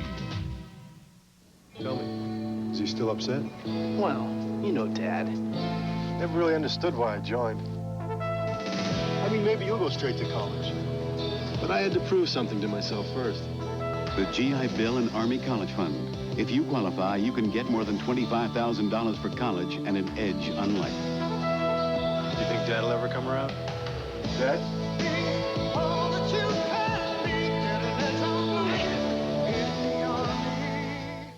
I like wheeling and dealing and a penthouse view, dressing for success and knowing who's who. Bright lights, fast lane, and my big-time career. Meetings of the board and cold Coors beer. If you like your beer fresh, pure, and natural, head for the Rockies on the original taste of Coors. Tap an ice cold Coors with a friend of yours. Coors, the Rocky Mountain legend. Tomorrow's NBC lineup that gets underway with NFL Live starting at 12:30. Incidentally, Steve Young will start for the injured Joe Montana against the Buffalo Bills. The late games, Buffalo, San Francisco, the Jets playing the Rams in Anaheim. Harv, interesting point on this ball game. Phoenix has a grand total of 24 yards in the first half, and first downs clearly in favor of the Denver Broncos. It is a 2nd and 10 from the 20 for the Cardinals, who took over off that second interception by Mack. Hogaboom, incomplete. Sikahema should have held on. Did not. He was covered by the linebacker, Scott Curtis. Now, I would have preferred to see Rosenbaugh with this opportunity. Throw the ball underneath as opposed to way down deep down the field. And you see Hogaboom. This is kind of a crossing pattern. You see Sikahema just out of the backfield. Curtis with decent coverage. Ball just thrown out of Sikahema's reach. I wish they'd given Tim Rosenbaugh that opportunity. Throw to the backs in the flat. Throw to the backs across the middle. He does not look happy. And here's Hogaboom. And he completed to Novacek. It appeared that it was about to be intercepted. Novacek basically a tight end out there. That's a 25-yard pickup. First charge, timeout. Cardinals, 40-second timeout. So 40 seconds. Cardinals call for the timeout. Gary Hogaboom has been the starter for the Cardinals for 12 of their games. Last week, directed a grinded-out attack effectively against the Raiders, although he did throw 2 touchdown passes, making it a career high of 12. Had a 12 for 24, 160 yards, and right there able to connect with Jay Novacek, 5-year player out of Wyoming, for a 25-yard connection. You mentioned earlier that Hogaboom was kind of shoved aside. That happened to him in Dallas. That happened to him in Indianapolis. And then today it happened to him again, but he sits for a quarter and a half and he replaces Tim Rosenbaugh. Try to generate some offense here for the Phoenix Cardinals. Just their 2nd first down in the first half of this game. So first down at the 44. Gary Hogaboom signed with Phoenix as a Plan B free agent. Originally a 5th-round draft pick of the Dallas Cowboys. Hogaboom going sideline. And now he is intercepted by Tyrone Braxton. The pass intended for Roy Green. So the Broncos going with the 6 defensive backs. And Braxton with his 6th interception of the season. He's among the NFL leaders of that department. And for Hogeboom, his 17th interception. This is a pattern. It's like an out and up to Roy Green. Braxton, who has played spectacular football for this defensive backfield. Not a great man-on-man coverage guy, but good in zone and excellent tackler. That time, fine coverage. And Denver has the ball again. Broncos first down from their 28 with 1:36 remaining first half. Denver 17, Phoenix nothing. Humphrey with a big hole, and Humphrey gets to midfield. The strong safety, Tim McDonald, on the stop. There's Humphrey, rolled up 23 more yards. Hurry up offense by Denver. They want more points. Humphrey's gone for 90 yards now, 16 carries. Elway firing and has a first down. Clarence Kay with his 2nd catch of the day. Hill and McDonald on the First stop. charge, timeout, Denver. 40-second timeout. Calls for time, 40 1:08 seconds. remaining as Kay limps to the sideline. 1:08 left in this first half. Well, they already got Ricky Nutile over there on the sideline with a knee problem. Worst thing that could happen is you lose a lot of players in this game, although you are going to have a couple of weeks to get them ready to play. 17-0. Broncos scoring on a fumble recovery by Mecklenburg, a 39-yard field goal by Treadwell, and a 14-yard pass play, Elway, for Sewell. When we were chatting last night with John Elway, spent a lot of time talking about what was going through the mind of Tim Rosenbaum. And he said when he was a rookie, players would tell him, hey, go out and have fun. He said he'd really like to hear that. He said, what kind of fun can you have when you're out there facing that kind of pressure? I said, well, throw a couple of one-liners at the defensive linemen that are coming at you. Yeah, right. That'll be real fun. Yeah, this is real fun as I'm climbing out underneath 1,200 pounds of body. And Elway, well, let's see, is it ruled a completion? One guy says yes, the other one says no. Sewell, on the deflection, was able to follow it through. Foul, roughing the passer, number 78, 15 yards. Flag thrown. 78 is Freddie Joe Nunn. So they didn't need the catch. They're going to get the yards on the penalty. That was deflected, tipped by backup tight end Pat Kelly, followed by Steve Sewell. Personal foul, roughing the passer, number 78, 15-yard penalty, first down. Freddie Joe Nunn, you got to walk away after that second step. He tries to indicate that he's not hammering him into the ground, but he did make contact with him clearly after the ball was thrown. Thus Denver has a first down at the 20 with 1:01 remaining in this first half. Safety blitz. And Elway completes to Johnson. Nice spin by Vance Johnson, putting the move on Cedric Mack right at the first down marker. Johnson's 6th catch so far in the first half. He runs the out. And you can see Cedric Mack is there with him, and then nice move, and he gets out of bounds. Well, Vance Johnson, 6 receptions for 40 yards. He now has 68 catches on the season. Just under 1 minute left in the half. It's a 2nd and 1 at the 11. Elway with the time, and then decides to go down. Intended receiver Mel Bratton did not run a particularly good pattern. But by going down on his knee, stops the clock immediately, and Denver takes a timeout. Second charge, timeout. Dallas, 40-second timeout. He's looking for Bratton, 32. You see Anthony Bell got his hands all over him, and Elway has nobody to throw it to, so he goes down on his knee to stop the clock. It will be a 3rd down and 6 at the 16. Mike Shanahan has been preaching to John Elway, don't force the play, and Well, he certainly didn't force it. That's an unusual thing to see the quarterback go down in that manner. Yeah, when he puts his knee down, that basically is behind the line of scrimmage, stops the clock, and he can call the timeout there. So John was very, very smart in that situation. Yeah, he and Mike Shanahan have spent a lot of time together, and when Shanahan came back to Denver from the Raiders, we asked him if we thought he saw any difference in John. He said, absolutely none. Still one of the rare talents in the NFL. And the reports circulating concerning Mike Shanahan, who appears to be headed for the University of Kentucky, but said there'll be nothing more about that until after the game. Elway goes incomplete. Oh, Mobley was totally uncovered. Again, a safety blitz. The Cardinals coming with that a lot. And Mobley was out there all by himself.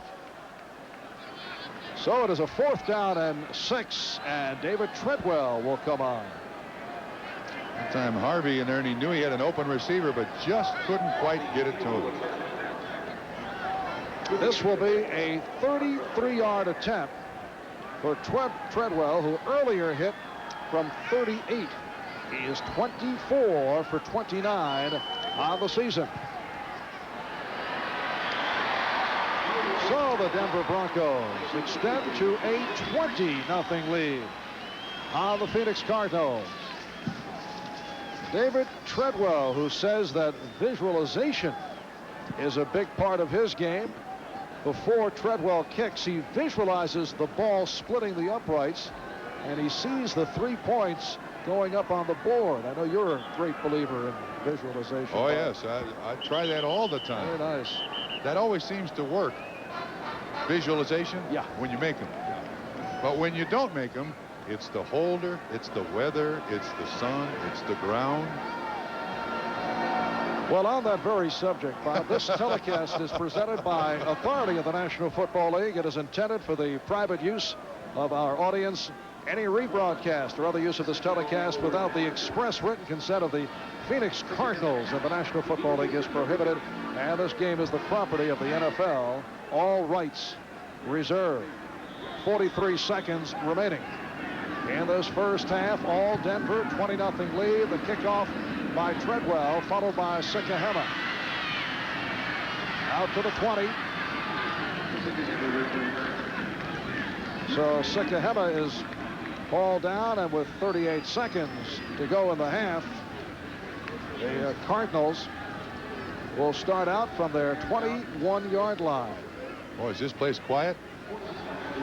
And this, their biggest crowd of the season, thanks to the support from Denver. A large contingent of fans have made their way. The Cardinals average only 41,000 in attendance. Many in the crowd today wearing the orange of Denver. Even the Denver fans have been quiet because it's been a wipeout first half. Intended for Sikahema. Oh, this offense can't do anything right. They got 2 first downs, and they pull Rosenbaugh because it doesn't look like he can complete a pass, but now they continue to drop him for Gary Hogaboom. Hogaboom's 3 of 7, 29 yards, an interception. Not a half you'd want to keep on film. Yeah, he's the only one left. Tom Tupa. We can try him before this day's out. Tupa seeing action last week as the punter for the injured Rich Camarillo. Did a good job. Denver 245 total yards. Phoenix only 48. And remember, they got 25 on one play to Novacek for a tight end. Second down 10. And Hogaboom incomplete. Intended for Sikahema. Must tell you, though, as miserable as this offense looks, I consider this Phoenix Cardinal team a team with a considerable amount of talent. I mean, I realize that sounds ridiculous, 5-9, and playing the way they are, but I think if they get Stump Mitchell back, this has a decent offensive line. I think Roy Green and J.T. Smith, who was hurt, are 2 excellent receivers, although getting up in years. And then the strength of this team, I think, is on its defense. Someone's going to come in here as a head coach and turn the Phoenix Cardinals around, and it's not going to take years. In effect, it's the type of team you would like to take over. Oh, because, yes. There is that potential there.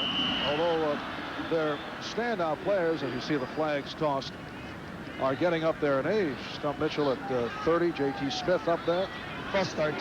Number 62 of the offense. 5-yard penalty.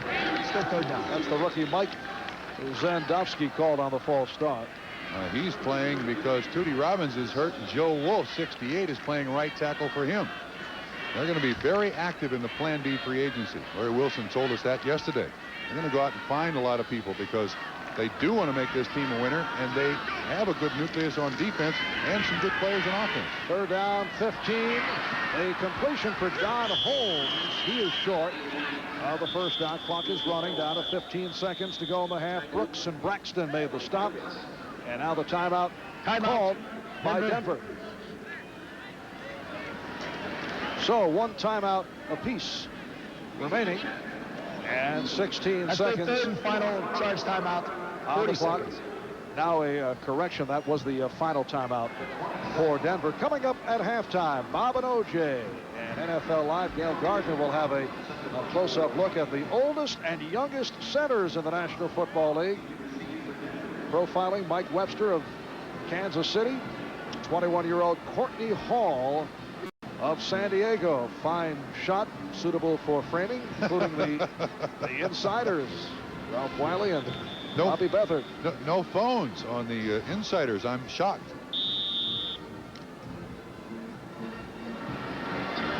All right, Rich Camarillo, who has, it seems, spent the entire first half back in punt formation, punting for the 7th time. Vance Johnson letting it roll, and the clock is rolling down. Stopped with 6 seconds remaining. A 48-yard punt credited to Camarillo, and the Broncos, with 6 seconds remaining in the half, take over. Hank Koolman, the head coach, 0-3 on his Christmas wish list. He said he wanted his first victory as a head coach. Doesn't look like it's going to come today. May next week. Not today. Well, the Cardinals conclude their second season in Arizona with a game against the Eagles in Philadelphia. I don't see any bounties being put out on the Cardinals. I don't think you can rev up any anger. No. And that is it for the first half. So here at Sun Devil Stadium in Tempe, Dan Reeves and the Denver Broncos with a 20-0 lead on the Cardinals of Phoenix. We'll be back after these messages. You think you're better than me, don't you? Oh, not again. I was better than you in high school. I was better than you in college. And I'm better than you now. There are still some people in this world who can change tax brackets without changing personalities. You want to put that to a test? Let's go. Now? Now. For those people, there's a car called the Legend Coupe from Acura. #1 in customer satisfaction 3 years in a row. We're very fortunate in pro football to have the fan support of so many, literally millions of people across the United States. And I think of NFL Charities as being a means for the member clubs to give back to the community, give back to the fans. Founded in 1973, NFL Charities has enabled the NFL owners to collectively make grants of over $8 million to worthy national organizations. In reality, NFL Charities has opened the door for other sports to follow their example, and as a result, we're getting more contributions from them. And we've been able to educate many, many youngsters who might otherwise not have had an opportunity to go to college. The support that the Vince Lombardi Cancer Research Center receives from the National Football League and its owners is vital. I think it's one of the outstanding accomplishments of our league. One of the things that makes me proud to be associated with the National Football League is NFL Charities. NBC sports coverage of the National Football League is brought to you by Acura. Experience an Acura, the most satisfying automobile in America 3 years in a row. Stay tuned for NFL Live after these messages from your local station. Tonight, what do you get the Golden Girls for Christmas? Dorothy said you'd like something crotchless. Then Empty Nest gets a humbug surprise. Follow along your own time. You got doctoring to do. Then an all-new Bob Hope Christmas with Barbara Eden, the Judds, and a special tribute to John Wayne. Bob Hope's Christmas show from Hawaii after the comedies tonight. If there's one thing I've learned about the weather around here, it can change like that. That's why I drive a Ford Tempo. With four-wheel drive, traction, and security at the touch of a button. Four-wheel drive on Tempo. I like that. See your Ford dealer today. Right now, your Ford dealer has a special allocation of Ford Tempos, special editions, front-wheel drives, four-wheel drives, and Tempos priced $2,400 less than Honda Accord. Now get $600 factory cash back on every Tempo in stock at your Ford dealer today. When it comes to performance, some cars just won't accept anything less than Conoco Super Unleaded.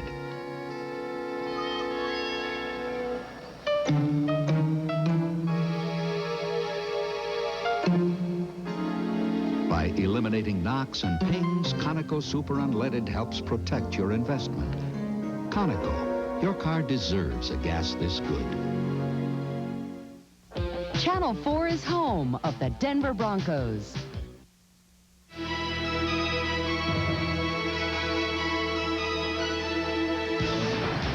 Welcome back to our NFL Live studios. At halftime, Bob Costas along with O.J. Simpson. The Broncos leading here over Phoenix 20-0 with a victory. The Broncos clinch home field advantage throughout the playoffs in the AFC. Obviously, that makes a big difference to almost any team, but with the Broncos, their home field advantage has really been a distinct one. Under Dan Reeves, they're way, way over 500 at home and beneath 500 on the road. They're a 5-1 playoff team at Mile High Stadium in their history. They really want to wrap this thing up with a week to go. They've already clinched the title in the Western Conference, of course, Western Division of the American Football Conference. And at 10-4, they lead the 5-9 Phoenix Cardinals 20-0 at halftime. Now, in a note pertaining to one of the key games tomorrow, Joe Montana will not start for the 49ers when they host Buffalo. He'll rest his various injuries, sore ribs, the most prominent among them. Steve Young will start instead.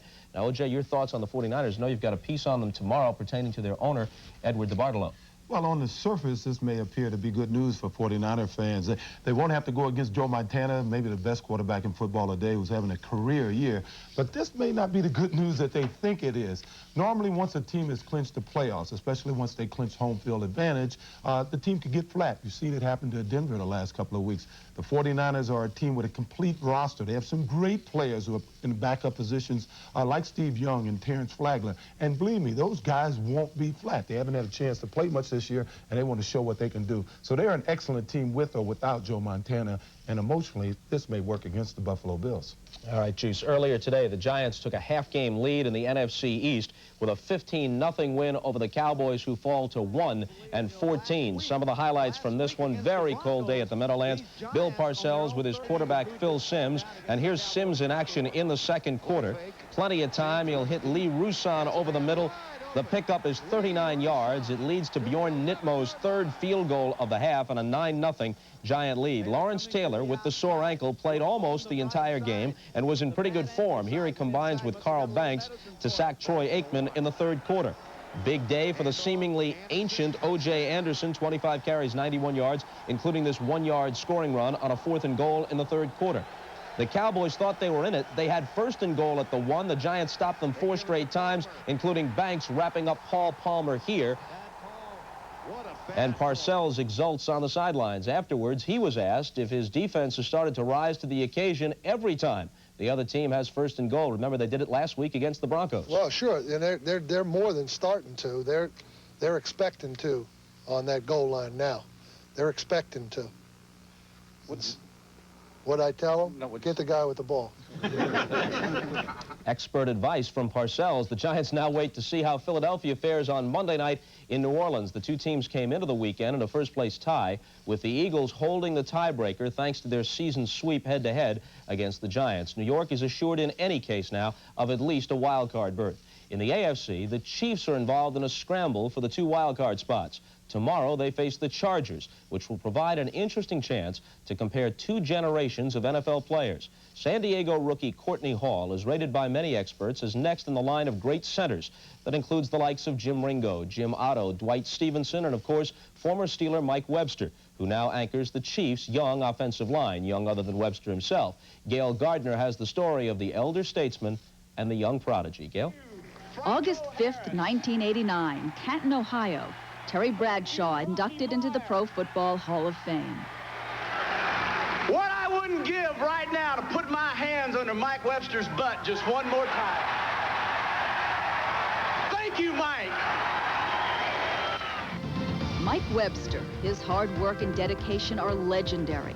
His devotion to a task that for years has been one of the most thankless in football is beyond your wildest imagination.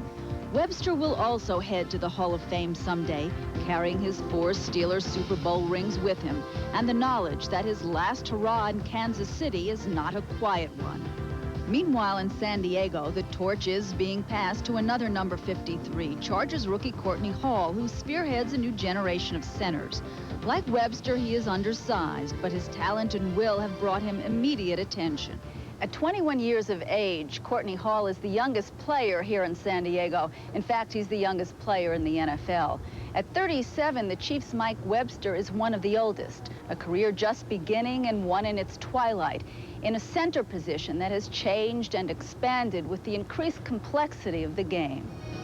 In an era of dominating and sometimes ferocious nose tackles, the center, the often forgotten man of the front line, has suddenly become more prominent. What makes a good center? First of all, you got to be able to bend over and look ridiculous effectively. I know the first time I started playing position, my mother was like, what do you do out there? You just snap the ball, that's it, and you just stand up. I'm like, no, I do a lot more than that. You know, if he can move and think at the same time, that's just a plus. Mike Webster, the veteran starter for Kansas City. Mike Webster has been moving and thinking for 16 pro years now, almost as long as Courtney Hall has been alive. If you put it to a vote, he just may get the nod as the most mentally and physically prepared player of his generation, and his excellence has lasted and sustained. How do you account for his longevity when you look at him? Stupidity. Anyone to play the game this long, you gotta be crazy and stupid and half nuts. I think, in my own mind about myself, that the fear of failure is probably the driving force as to what makes you go down there early and work out and work on the weights, do your running, study the film. You want to give yourself every opportunity to be successful. You've heard a number of people say that a lot of people want to win, but how many are willing to really prepare to win? Mike Webster believes that Courtney Hall does have the stuff that legendary centers are made of. Courtney understands that will to succeed and hopes it is ultimately within himself. I like to think I work hard, but when I look at him, you know, I don't think I'll ever be able to last as many years as him and be able to put in the time and dedication he has. I'm young, I still have a little playfulness in me, but I mean, it's just amazing to watch him play. I would love to have his quickness, his athletic ability. Watching him play, he is going to be a brilliant performer for a long period of time. Do you see any of yourself in him? Well, I think he's better, I'll tell you that. This Courtney Hall is a remarkable individual, a gifted student, to put it mildly. He entered high school at the age of 12 juice. He was the starting center for Rice University when he was 16. At 21 now in his rookie year in the NFL, he's the youngest player in the league. The Kansas City-San Diego matchup is one of numerous games on tomorrow's schedule with playoff implications. One of the biggest takes place in Cincinnati, where, as you recall, the fans were reprimanded by their own coach last week after throwing snowballs on the field in the game against Seattle. Will the next person that sees anybody throw anything onto this field, point them out, and get them out of here? You don't live in Cleveland, you live in Cincinnati. I've known Sam for too long to think of Sam as a hero. I've known Sam since he was a player, and he's not my hero. And why not? Well, mainly because of what he said about the great fans in Cleveland. The Cleveland Chamber of Commerce thanks you, Jerry. Meanwhile, another key game in the AFC features the Dolphins in Indianapolis against the Colts. Last week, Marino ran for a touchdown as they beat the Patriots. Tough one coming up, though, at the Hoosier Dome. We can't walk in flat, and I think that's what we did the last couple weeks, and definitely people are not going to just sit down. They're going to beat us. The Chiefs know all about losing to inferior teams. They lost to the Chargers in Week 3. But Kansas City is the AFC's hottest club now with 3 wins and a tie in the last 4 weeks. Last week, they took apart the Packers. This is still a form of a playoff game for us. We're in a single elimination, and the San Diego Chargers have a lot of weapons. Speaking of weapons, San Francisco has plenty, and they'll be on display in our big doubleheader game against the Buffalo Bills. The 49ers, in beating the Rams, clinched the NFC West. John Taylor, of course, rolled up big numbers last Monday night. Meanwhile, the Bills had their problems as Jim Kelly threw 3 interceptions in a loss to New Orleans in Buffalo. And pinch hitting now for Al Roker. I'll tell you that the Bills will have to adjust to temperatures near 60 in the Bay Area, outright tropical when compared to game conditions in the Midwest. A high of 7 degrees expected in Kansas City. Temperatures in the teens in Cincinnati, Chicago, and Cleveland. No frostbite problems in Phoenix today, though. We'll send you back to Marv Albert and Bob Trumpy for the second half when we continue after these commercial messages.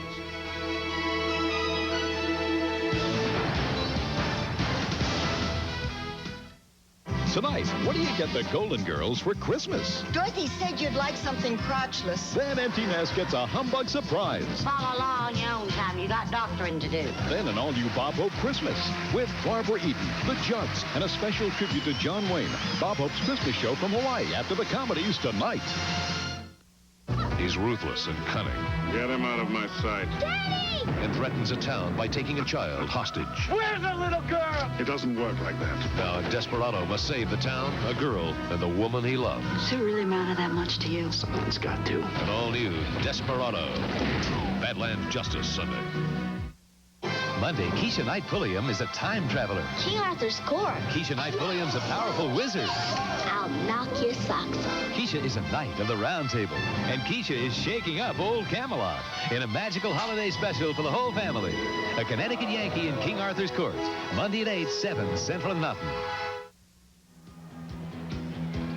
Back in Sun Devil Stadium, the Broncos and the Cardinals back on the field. Broncos 20-0 lead at the half, and we'll be right back after these messages from your local. He ran a lawless empire. I am the future of this town. Was he ruthless enough to kill a young girl's parents? Who did this? We have offered you $900 to come here and kill him. But is he pursuing the wrong killer? Are you going to do it or not? An all-new Desperado. Your time has just come to an end. Badlands Justice Sunday. This December, things are really heating up. Heating up at every GM division. Each dealer is out to make December hotter than ever before. Like with the luxury of special monthly terms Cadillac style. Special GMAC Smart Lease terms on luxurious Cadillacs let you travel in the passing lane without leaving your comfort zone. Yes, this December is incredibly hot at every GM division. It's GM's Hot December. Come.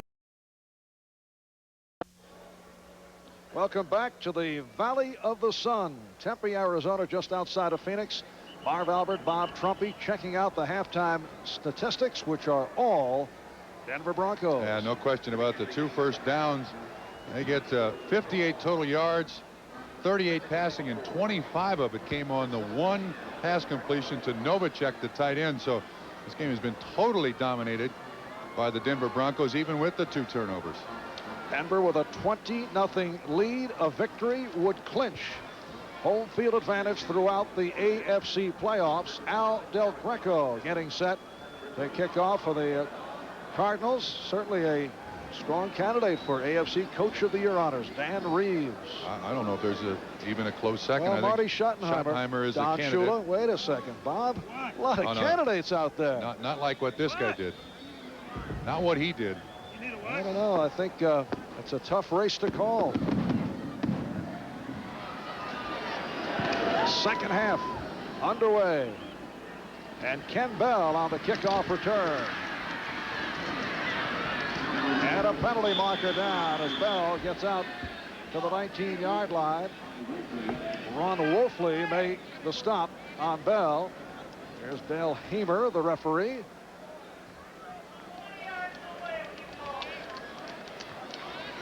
And against the Broncos.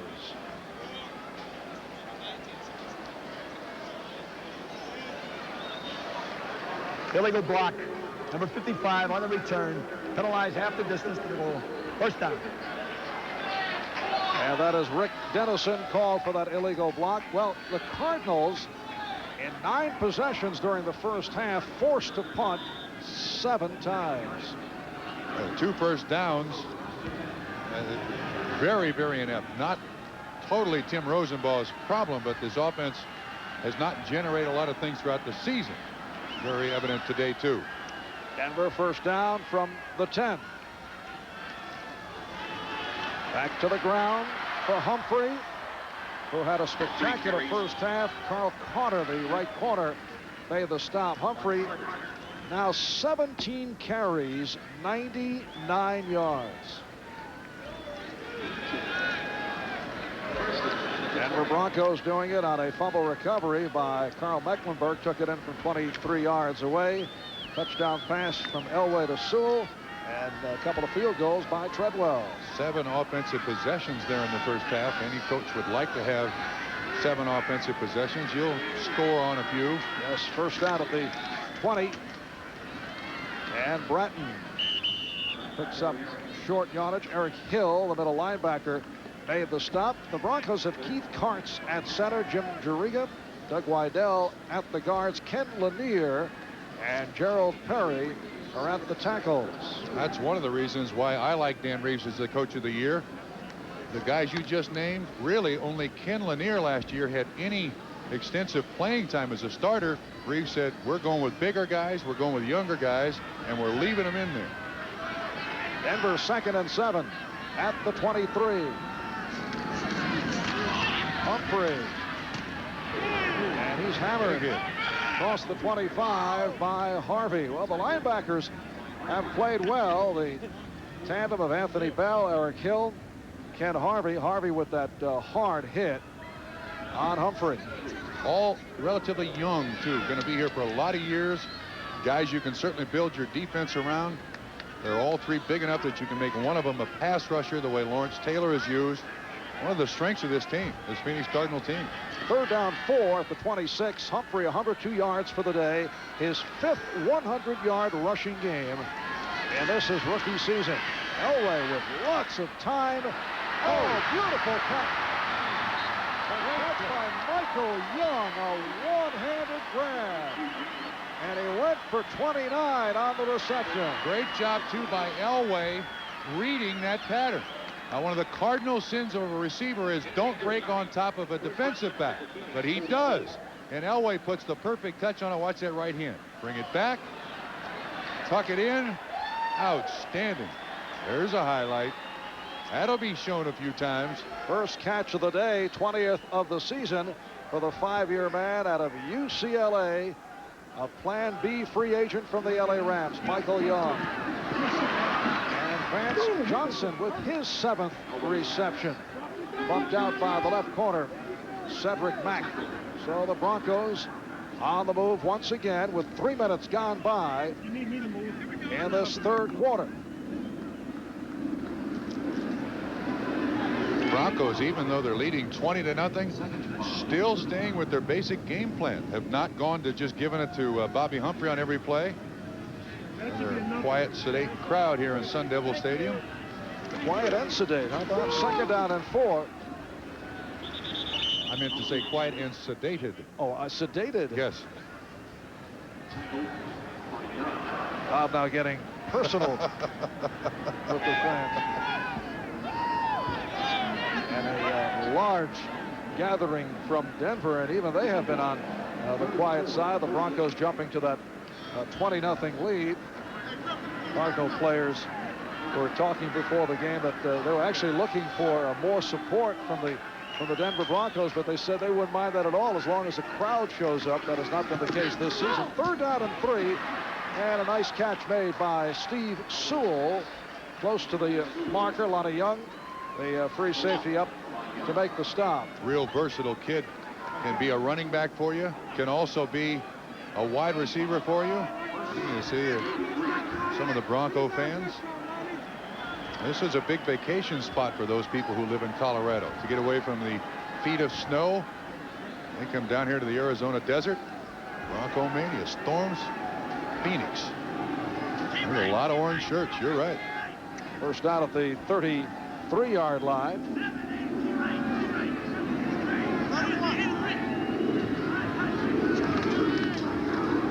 Elway looking for Young, who came back, had a nice hook pattern, but incomplete. Couldn't get that second foot down. Elway now 16 for 25, 195 yards. Good pass protection up front. Elway pumps once and then zips it out there. Watch that second foot. First one in, second one. Ooh, it looks like he drug it a little bit. Wait a minute, they may take another look at that. I'm not so sure that they're going to call that so quickly. No, they're not going to review it. That looked like a nice catch. Well, this is the 9th play of the drive. It's a second down and 10 at the 33. Now Young, 83, in motion. Elway off the roll. There's a nice throw by Elway. Did well to get it off. Michael Young. Boy, look at Elway. He's already back, all the way back by the Phoenix bench. Looked like Hill gave him a little shove out of bounds. Is it Hill? It's not the man running behind him. No, it's Freddie Joe Nunn, 78, who gives him a bump out of bounds. And Young makes the nice catch inbounds right at the first down marker for the first down. And the ball spotted at the 22-yard line. Mel Bratton with a penalty marker down. Freddie Joe Nunn on the stop. Holding offense.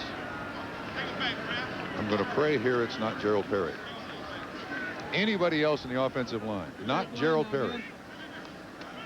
Holding, number 67 in the offense, 10-yard penalty. All right, 67 is Doug Wydell, the rookie from Boston College. He is the right guard. He's working on the defensive tackle head. Hard to tell in there with all those big bodies exactly where the holding comes from, but the umpire throws the flag. That's one of the things that's hurt Denver throughout the season, the holding calls in big games and important drives. First down and 20 at the 32. Acceleration by Humphrey, who broke the tackle. Getting inside the 20. Cedric Mack on the stop on the beautiful run by Bobby Humphrey. He breaks the tackle of an excellent tackler, too. Lonnie Young is the free safety for the Phoenix Cardinals, and watch this. Boom, takes him on, stops dead, spins. Lonnie Young is a very, very good tackler. Finally, Galloway slows him down a little bit. Cedric Mack, 47, along with Ken Harvey, 56, get him on the ground. But that is a nice 15-yard pickup, and now 117 yards for Humphrey. And he's got a ways to go, too. He's going to get a lot more before this game is over. Second down and 5 at the 17. On the delay, and he's going to throw off the option. Touchdown! Humphrey to Bratton on the option pass. 17 yards for a 17-yard score. He's thrown it once before. That's the first time he's completed it. So two rookies hooking up. Bobby Humphrey out of Alabama. Mel Bratton, who was a gamble as a 7th-round draft pick. The Broncos gambling that he'd make it back from a severe knee injury. Tim McDonald, 46, is the man in coverage. It almost looks like Mel Bratton used his hand to give him some distance against Tim McDonald, but it goes as a score. Nice play. Put it in the films. Treadwell puts it through. So Denver with 8:46 to go in the third quarter, leading Phoenix 27-0. Astronomers tell us there won't be a total eclipse in America until the year 2017. They are very much mistaken. This is the year of the eclipse. Introducing the Eclipse by Mitsubishi. Try not to stare.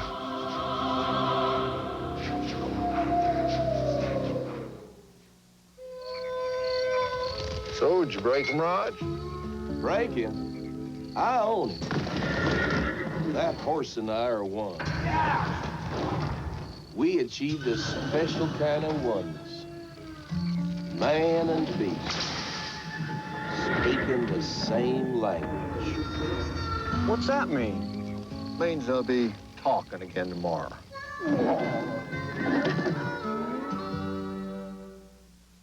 Every year, it gets harder to keep the guys' hands off their gifts. That's because I always give them good-looking isotoner gloves. So I'm hiding them in my locker. Now they won't be grabbing these comfortable, great-fitting gloves. So take care of the hands that take care of you. But take care where you put the isotoner gloves. And now, Isotoner fans, there's a present for your feet. Isotoner's introducing slippers and socks for men. Catch them at fine stores everywhere. NBC Sports coverage of the National Football League is brought to you by Busch Beer, the beer with a taste as smooth as its name. By Black & Decker, quality tools that go at the top of everyone's gift list. And by Mitsubishi, bringing you a full line of award-winning automobiles. See them all at your Mitsubishi Motors dealer. Bobby Humphrey, who moments ago threw his first touchdown pass in the NFL on the option, connecting with Mel Bratton. Treadwell bouncing one to Sikahema. Looks to put some speed on, gets out across the 30-yard line. Back to the touchdown. When you've got a running back who runs for 117 yards on the day, then you got the fullback that comes up through here. Tim McDonald is the man that drops coverage. Humphrey goes out here. It's not that pretty, but he does throw it very well. And watch Bratton at the end of the play. Watch his right arm. It kind of pushes McDonald off a little bit to make the catch. They don't catch him. It counts. 11 plays, 90 yards. A drive that went over 6 minutes.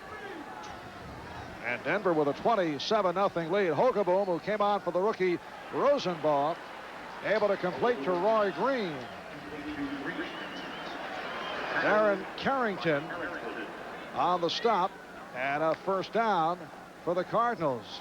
Darren Carrington, a year ago, worked as a food server at the Cardinals training camp on the campus of Northern Arizona University, a rookie out of Northern Arizona. He said they didn't treat him too badly, although they asked him to sing and he refused. All right, here is Hogaboom completing to Jordan. Now Mecklenburg on the tackle. Well, it's now to the point almost where Phoenix is trying to save some self-respect here, some pride. They allow the Denver Broncos to go right down the field for 90 yards and score. First time they have the ball in the third quarter. Got to go with the dump-off stuff. Mecklenburg with the tackle. You can't leave as bad a taste as this in the mouth of your fans about your offense. They're sitting there wondering what's going to happen next. Second down and 3 from midfield. Farrell, the man in motion. This is Jordan. And he stopped short of the first down by Mark Munford. Tony Jordan, a second-year player out of Kansas State, getting the starting assignment today. The Cardinal running game has been invisible. Jordan, a guy's size and speed, but does not appear to have the quick cutting ability. And of course, the play of the Cardinal offensive line has not helped. Many injuries, a host of shuffling. Right now they go with Sharp, Sandowski, Kennard, Smith, and Wolf. Tootie Robbins, the latest injury. Right tackle sideline today. Third down and 2 at the 49. Hogaboom in trouble. Gets it away. Incomplete through the hands. A little too high for Roy Green. Again, good pressure by the Denver defense. Mecklenburg coming from one side. Cragen, Holmes, all there right in Hogaboom's face. Got him to flush out of the pocket. There's Wade Phillips, the defensive coordinator. This defense came in as the best scoring defense in the NFL, and pressure up front is a big factor. You see Mecklenburg, Pragen, 71. They're all around Hogeboom. He had no time to really sit down and look for a quarterback, for an open receiver. Well, Rich Camarillo will punt for the 8th time. And Bob, for those of you who were wondering, the NFL record most punts. Oh, no, he will not punt. He's going to throw. He completes. Penalty marker is down. Ron Wolfley on the reception. It is short of the first down, but a flag is thrown. So Camarillo throwing on the fake punt. The penalty is against the Cardinals. Illegal man downfield. Nice idea, but it didn't come close to working. Mr. Stats, our crack statistician Elliot Cow providing us with this information. An eligible receiver downfield, number 53, the offense. The penalty is declined. First down. The most punts in an NFL game, 15. John Telchik of the Eagles against the Giants in an overtime affair back in 1967. He may have a blister on his foot, so they throw. From all the punts. Oh, that is just awful. Just a theory. Just a theory. We'll be right back. The world thirsts for a car that is economical, yet fully equipped, basic, yet polished, practical, yet inspiring. Some may think such a car is only a mirage. It is. The award-winning Mitsubishi Mirage.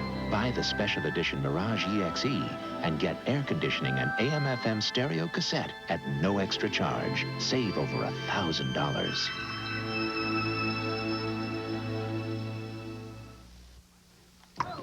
My brother Tom used to flip me out. Every time I'd be watching a TV show I liked, he'd start flipping through the channels. Then we got this amazing Magnavox TV with a built-in smart window that lets Tommy flip through all the channels while I keep watching what I want to watch. Now I can see what I've been missing. And that's quite a lot. Yeah, thank you. Magnavox. Smart choice. Very smart. The Black & Decker Workmate.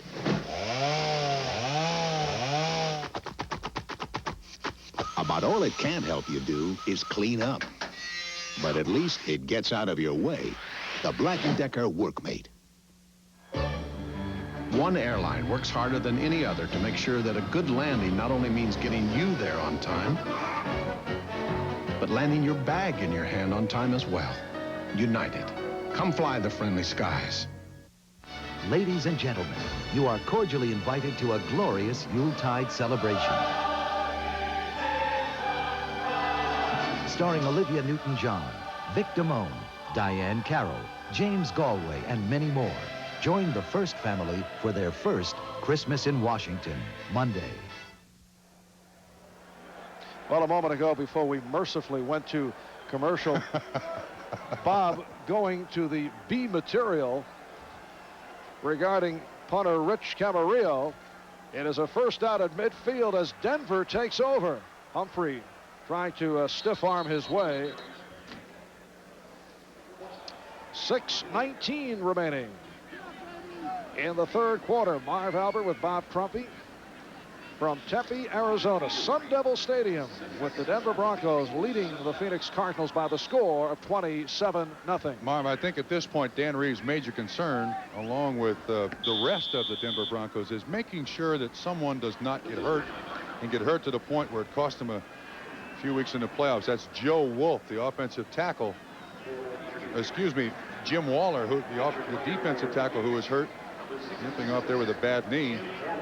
The Cardinals have used 9 different defensive lines in 14 weeks of play this year, but both these teams now must be very concerned about the injuries that might take place for the rest of the game. Jim Waller, a man who has had knee problems in the past. He has made his return from a knee injury, a start of the past 5 games. 4th-round draft pick out of UCLA, so he heads to the sideline. Broncos 2nd down 7 at the 47. Now Vance Johnson splits to the left. Mark Jackson to the right. Elway for Humphrey. Well, this kid's a player, Marv. I'm telling you, this kid is a real player. think it's interesting that in the NFL this year is clearly the best offensive player in the NFC is Barry Sanders of the Detroit Lions, and here Humphrey for the Denver Broncos. Nice pull by Doug Weidel, but well, Humphrey can do so many things. He gets yards when they're not there. An excellent pass receiver. He can throw for touchdowns. What a pick. 3rd down and 1 at the 41. Humphrey was a question mark coming off that broken foot injury. Here's Humphrey picking up the 1st down. He was hurt. Young, the free safety, made the stop. Excuse me. He was hurt early with the busted ribs, but I think he has made a point to the people in Denver that I'm not injury prone, and that was his label coming out of the University of Alabama. Talking about it with Dan Reeves last night, he said he was so impressed the way Humphrey readjusted his running style after he hurt his ribs. Yeah. It's got that forward body lean. And of course, this is something that since Otis Armstrong, the Broncos really haven't had a guy to give the ball to a great deal. Humphrey has been getting the ball a great deal and handling it very well, getting inside the 35-yard line. Gary Hadd and Eric Hill combined to make the tackle. At some point, you've got to say, look, we've got this game firmly in hand. We don't want anybody injured. Let's get him out of there. And it's tough because Dan Reeves said last night, you know, you want to keep your edge on the team. We've lost 2 straight. And here today he has a career high in yards. Congratulations to Bobby Humphrey. And he also goes over the 1,000-yard mark in the first half. A couple of weeks ago against the Raiders, 125 yards. So he has surpassed that. Sammy Winder, who just checked in, stopped by David Galloway. Well, on the subject of outstanding rookies around the AFC, Bobby Humphrey certainly will be vying along with Eric Metcalf, another triple threat man for the Cleveland Browns. Defensively, Steve Atwater, Eric Thomas, Louis Oliver, Carnell Lake have been outstanding. Those defensive choices, that's a tough choice. Thomas is excellent. So is Oliver. Lake, I think, is a guy that a lot of people don't know about. He was a linebacker in college, but I think clearly Humphrey's the choice offensively in the AFC. 3rd down, 6 at the 35. A lot of movement, and we see the flags being thrown as Elway fires a bullet. Oh, nice catch made by Mark Jackson, covered by Jay Taylor. But let's see what these penalties are about. I think that's going to be on the defense. Elway going with the hard count here. Offside. Number 78 of the defense. The penalty is declined. 1st down. That's Freddie Joe Nunn. Elway said he'd start the game in the first quarter, first half. He gets him in a rhythm, calls everything on 1. And late in the game when he needs something, he'll extend the snap count to 2 or 3. And you got defensive linemen back there with the running backs. It worked that time, but he also gets the completion for the 1st down. And he said he thinks the Cardinals would be vulnerable to jumping the gun. He's been so effective at that. Here's Elway on the roll, and he completes. Clarence Kay for a touchdown. So Clarence Kay playing a major role today. Following the expression of unhappiness, Clarence Kay with his 3rd catch of the afternoon. And Kay with a 2nd touchdown of the season. So Denver now with a 33-0 pounding over the Phoenix Cardinals. Clarence Kay, one of the NFL's best blocking tight ends. But the last 2 weeks, 3 catches apiece. Here's Clarence Kay right here. He fakes the down block, and as Elway rolls out, he really has another primary receiver, but I think he eventually goes to Kay. Watch him. See, he's faking there, everybody's clearing out. And Elway finally finds him, and then the turn back in gets underneath the tacklers. Clarence Kay at about 255 runs over people for the score. 2nd touchdown reception of the season.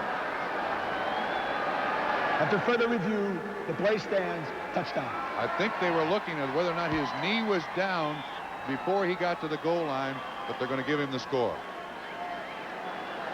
And Clarence Kay very happy about the day he has had in his 5th season out of the University of Georgia. Here is Treadwell putting through the uprights. They get 34-0 Denver. 3:40 to go in the third. We'll be right back. And all of a sudden, I was just thrown to the ground. It's like my eyes were seeing, but my mind couldn't comprehend what was happening. Just about everything we own in the world was broken. As a neighbor went past, she said, "I'm sorry, but your house fell down the hill." On October 17th, an earthquake took Northern California by surprise. The next day, so did Allstate. They actually drove up here in the middle of the night. And they land in Los Gatos, California, and within 6 hours, they're at my door. Our Allstate agent told us, "You find a place to stay. If you can't, we'll find one for you." They're inventorying our house and what's in it. They're hauling it away for us. You're storing it for us. We went through the house, and in a matter of hours, we had a check in our hands. And to see a check right away is amazing. They are handling it for us, and in a caring manner. I expected bean pushers, and I got sensitive people instead. You find out how good your insurance company is when there's a disaster.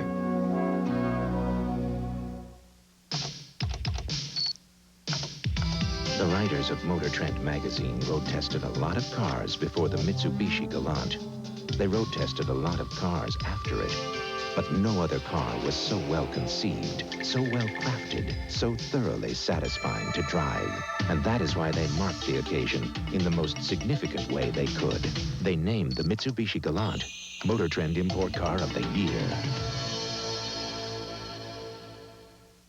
49er owner Eddie DeBartolo has 3 Super Bowl trophies. Join me, O.J. Simpson, to find out what makes him the best owner in the league Sunday on NFL Live. Well, it has reached the wipeout stage, 34-0. Broncos over the Cardinals. Do you pull John Elway, who has problems with the ribs? Why leave him in at this point? Yeah, I think you almost have to, and I think in the last series you saw Bobby Humphrey leave the game and Sammy Winder come in. Yeah, you do have to protect these guys now for the playoffs. And the kickoff return by Tony Baker. Elway, incidentally, 20 for 29. 247 yards, and look at the total yard number, 394 to 77. Elway's thrown for 2 touchdowns, intercepted twice. There is the backup quarterback who's done a nice job over the years. Gary Kubiak, solid backup, and apparently that point we brought up is on the mind of Dan Reeves, because we'll probably see Kubiak the next series. He won an important game for this team when Elway was sick in Washington. Elway had food poisoning. He did a great job. This kid's a very valuable player. Sikahema on the screen. And that is contained. Rick Dennison, the inside linebacker, making the stop. As Gary Kubiak has played an important role over his 7-year career. He's started 5 times. The one start you mentioned, subbing for Elway in that victory over the Washington Redskins. Hogaboom, incomplete. Intended for Roy Green. Looks like the Cardinals are going to try to attempt some hurry-up offense here. They didn't. They went right back to the line of scrimmage there. And now they are looking at a 3rd down and 6. The interim head coach for the Cardinals, Hank Kuhlman, who is looking at an 0-4 slate with the finale next week against the Philadelphia Eagles. Kuhlman taking over for Gene Stallings. 3 minutes to go in this 3rd quarter. Penalty marker is tossed. Intended for Roy Green, incomplete. Well, when you get in the habit of losing, everybody looks bad, don't they? Roy Green, one of the game's great receivers, as we hear the call. Offside, number 73 of the defense, lined up in the neutral zone. 5-yard penalty, repeat 3rd down. That's Simon Fletcher. Jetstream Green, over the last 6 years, has averaged 59 catches and 970 yards, along with 8 touchdowns. And when you lose, you just feel old, you run old, everything hurts more, it hurts longer. These guys cannot wait for this season to end so they can get a fresh start. And Roy has made it back from a fractured collarbone. 3rd down play.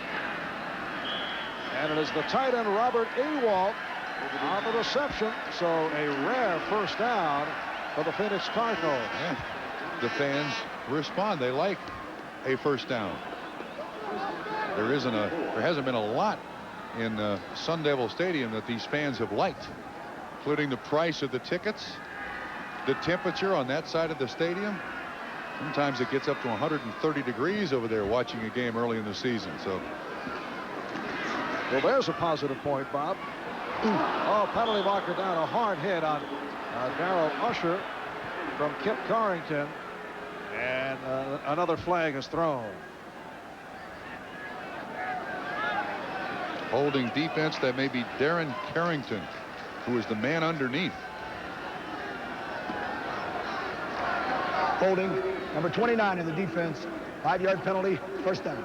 Kip Carrington was the man back there in coverage, but Darren Carrington, 29, up front was the guy who got his hand on the receiver and held him up.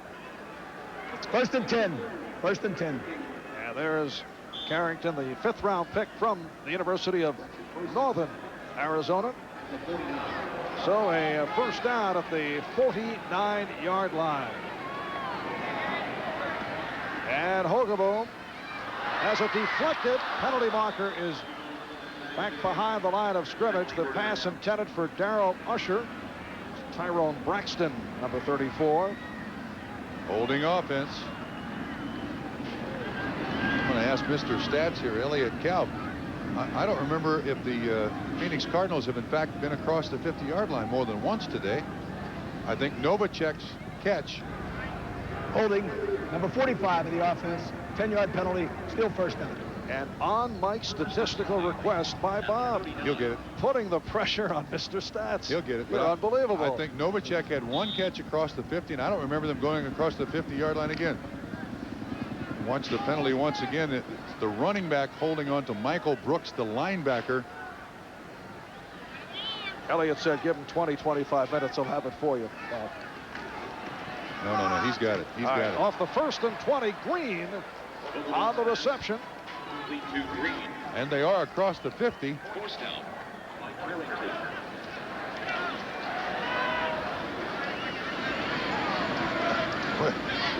Elliott got it. That's the first time they've been across the 50-yard line today, the Phoenix Cardinals. Nice, huh? Thank you very much, Bob. Thank you, Elliott. All right, tomorrow, 12:30 Eastern Time. Join us for NFL Live. Bob Costas bringing you up to date on the late-breaking news from around the league. And OJ will visit with 49ers owner Eddie DeBartolo Jr., who many consider the finest owner in the game today. Sikahema, as we come up on 2 minutes remaining. In this third quarter, Denver 34 and Phoenix nothing. It is a 3rd down and 4 as the Cardinals go into the hurry-up. Hogeboom couldn't find anyone. And now goes incomplete, intended for Sikahema.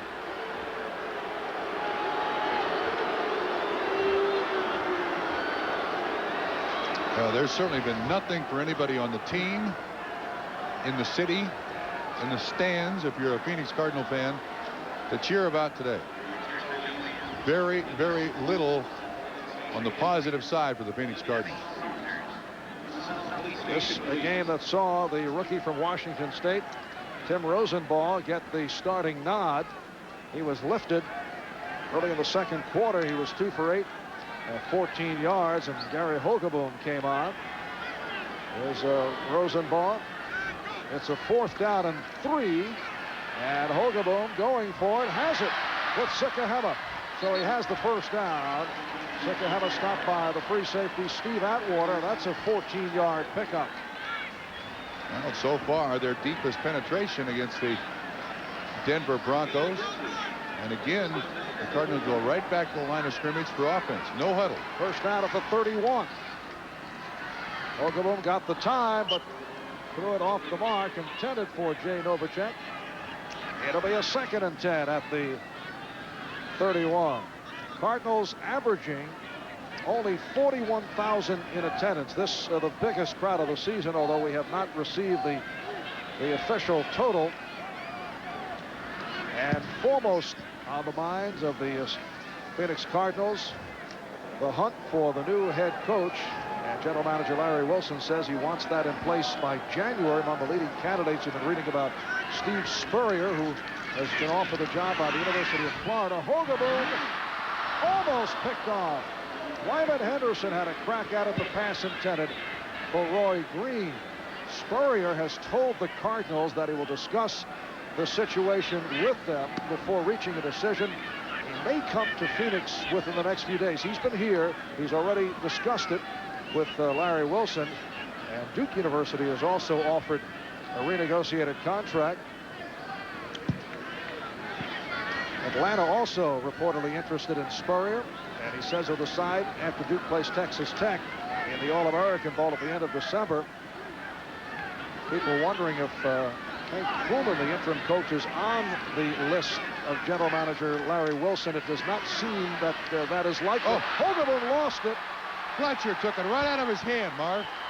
Simon Fletcher took it right out of his hand. Wade Phillips, the defensive coordinator, comes in with the defense that led the NFL in scoring, leading 34-0. Nice play.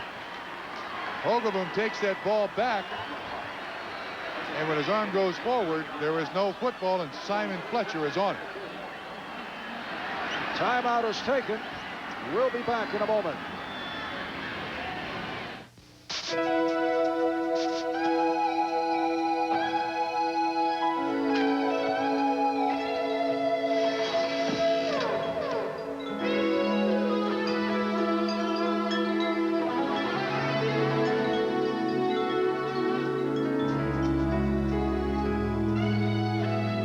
Life's full of simple pleasures, like the comfort of Levi's jeans.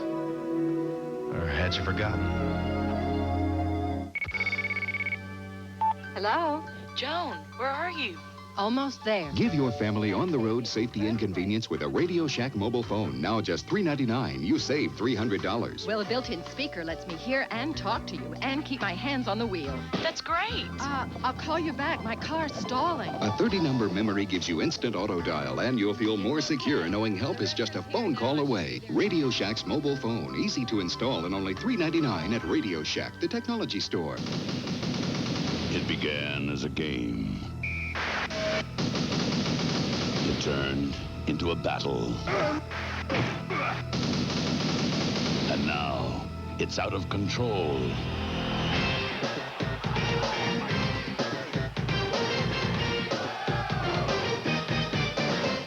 Bud Bowl 2, coming January 28th. This time, it's war. NBC Sports serves your need to know all week long. Dial 1-900-454-3500 for NBC Scores Plus. 24 hours a day, 7 days a week, anywhere in the USA.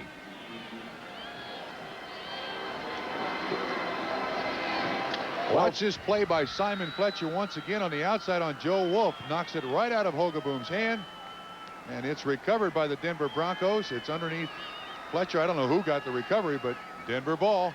Third turnover for the Phoenix Cardinals. Jeff Alexander with the carry, stopped by Gary Had. So Alexander handling it for the first time as Gary Kubiak has come on, replacing John Elway. There's Kubiak in a 7th season out of Texas A&M.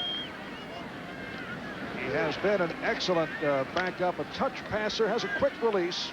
Good feel for the Denver offense. And for John Elway, a very fine afternoon. 20 for 29, 2 touchdowns, 2 interceptions, threw for 247 yards. Second down and 6. Sammy Winder. Dan Reeves has done some shuffling. His Winder and Alexander in there, replacing the starters Humphrey and Brett. Have you ever heard anybody compliment a player more than Sammy Winder? And Dan Reeves last night was telling us, as you look at the last 5 possessions by the Denver Broncos, been rather productive. I was impressed with his comment about Sammy Winder. Has not complained about Bobby Humphrey's playing time. Not one bit. I think he realized the talent of the kid. Let him give him the ball. We come to the end of the third quarter with the Broncos leading the Cardinals 34-0. Well, what'd he say? He said, Kirkwood, you're smart, you're aggressive, you're brilliant, creative, aggressive, brilliant. He said all that, did he? Well, something to that effect. Come on, come on, come on. What else? Stock, sign-on bonus, company car. Of course, I'm gonna turn it down. The job? The car. The Legend sedan from Acura. #1 in customer satisfaction 3 years in a row. The Black & Decker Air Station. It has all the pressure you need to inflate anything. Fast. The Black & Decker Air Station. Always at your service. Matthew, did you lose your razor? I can't get around my Adam's apple. Can't get around half your face. Introducing the Slim Twin Razor System with the slimmest cartridge to reach every place on every face. How do I look? Ugly. New Slim Twin from Schick. New Year's Day, come home to the best in college football. Kick off your day with the Hall of Fame Bowl. The Southeast Conference co-champion Auburn Tigers, the Giant Killers, battle the high-scoring Buckeyes of Ohio State. New Year's Day, the best bowls are on NBC Sports. A reminder, next Saturday on NBC Sports World, a holiday celebration. It'll be Dorothy Hamill in the Nutcracker on Ice. And by golly, the year-end Albert Achievement Award. Bob, look back at the decade of the wild and the wacky, and 89, and David Letterman makes a cameo appearance. That'll be next Saturday, getting underway at 4 o'clock Eastern Time. Nice to see Al has work. No, that's your Achievement Awards. You've been rehearsing that for days. No.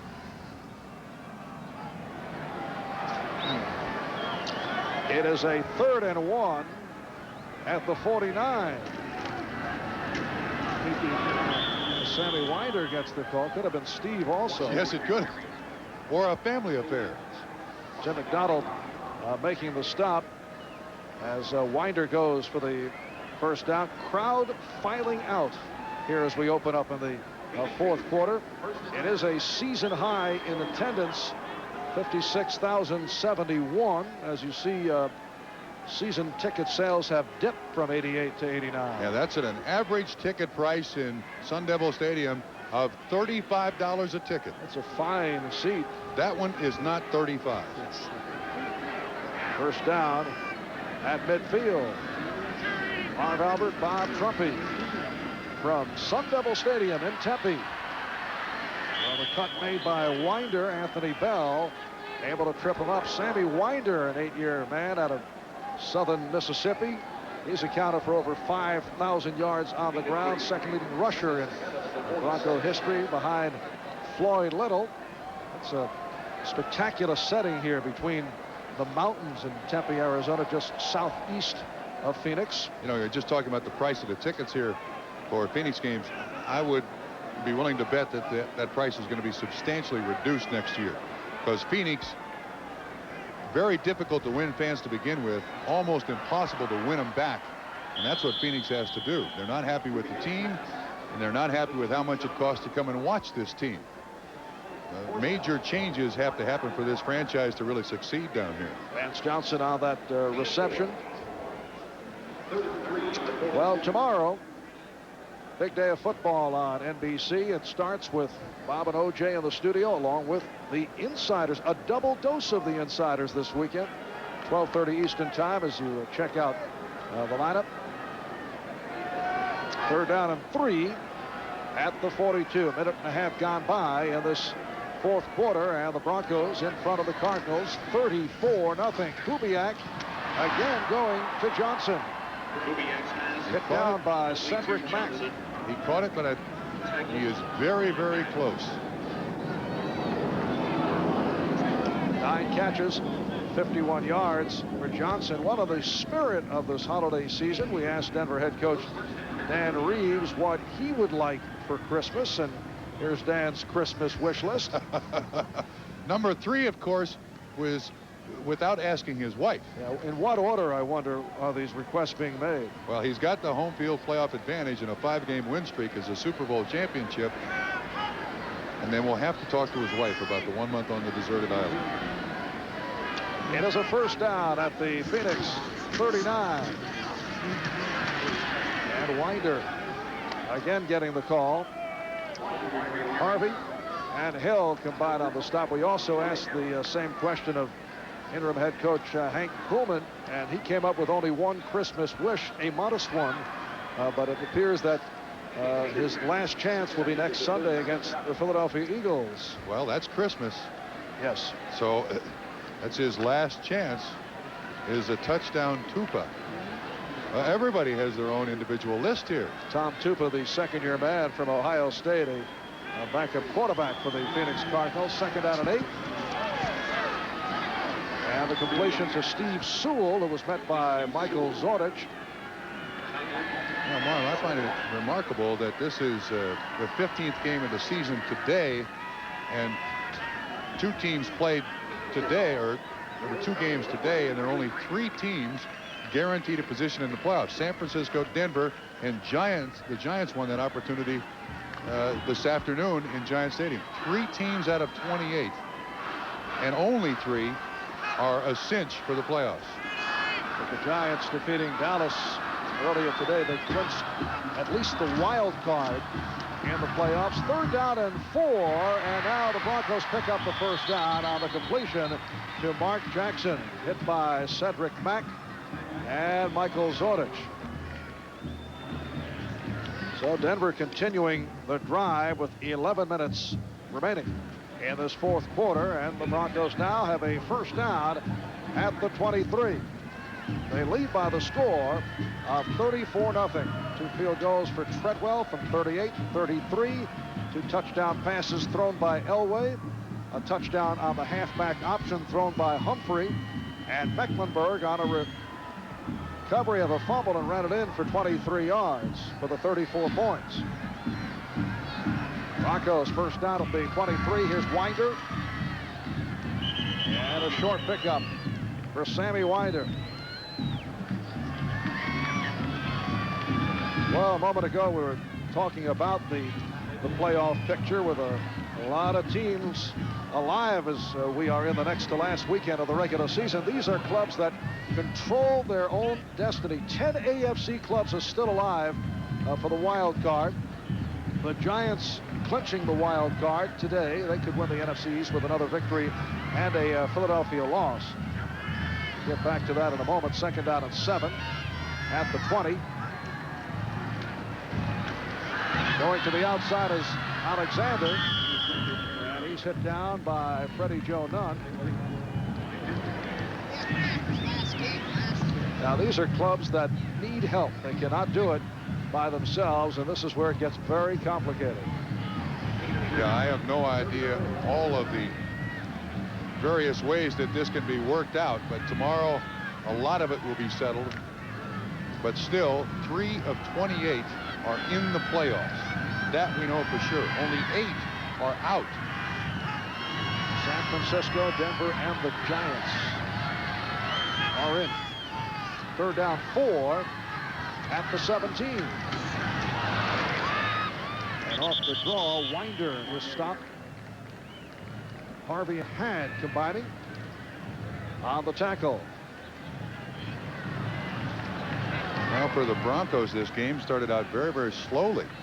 They had 3 downs and out twice, and then the big play that kind of started the turnaround for Denver was really courtesy of Tim Rosenbaugh and the center, Derek Kennard, for the Phoenix Cardinals. A missed snap, and Mecklenburg runs it in, and all of a sudden 34 unanswered points. And Treadwell will attempt from 35 yards away now. It's a 4th down and 5 from the 18. He's connected earlier from 33, from 38, but first a timeout has been taken. So the Broncos call for time with 8:23 left in the 4th quarter.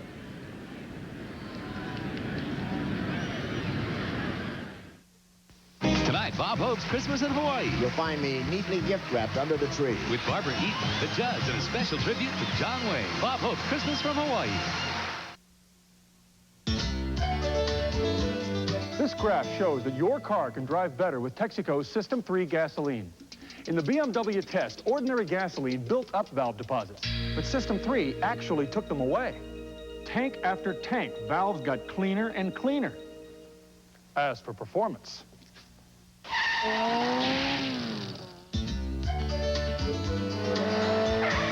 after 5 tanks, it gets even better.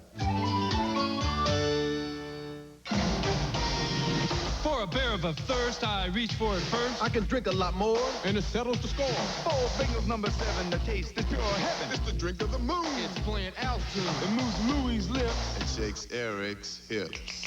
So look out, Pepsi, the move is on. Now we're singing the Diet Coke song. Diet Coke has real cola taste in just 1 calorie. So in Denver, It busts the Broncos' thirst. Don't be fooled by lookalikes. There are 2 compact camcorder formats. The one on the left may look like this Panasonic VHS camcorder, small and lightweight. But that's where the similarity ends. Panasonic camcorder tapes can play in the 60 million VHS recorders out there. That's something the other guys can't do. So, if anyone tells you all compact camcorders are alike, don't let them kid you. Panasonic, just slightly ahead of our time. CU Orange Bowl update, starting Wednesday at 10:35. It is rest time for the rookie out of Alabama, Bobby Humphrey, who had a spectacular day here at Sun Devil Stadium, 128 yards on the ground. He threw a touchdown pass, instrumental in this big lead by the Denver Broncos. David Treadwell looking to add to it. 35-yard attempt.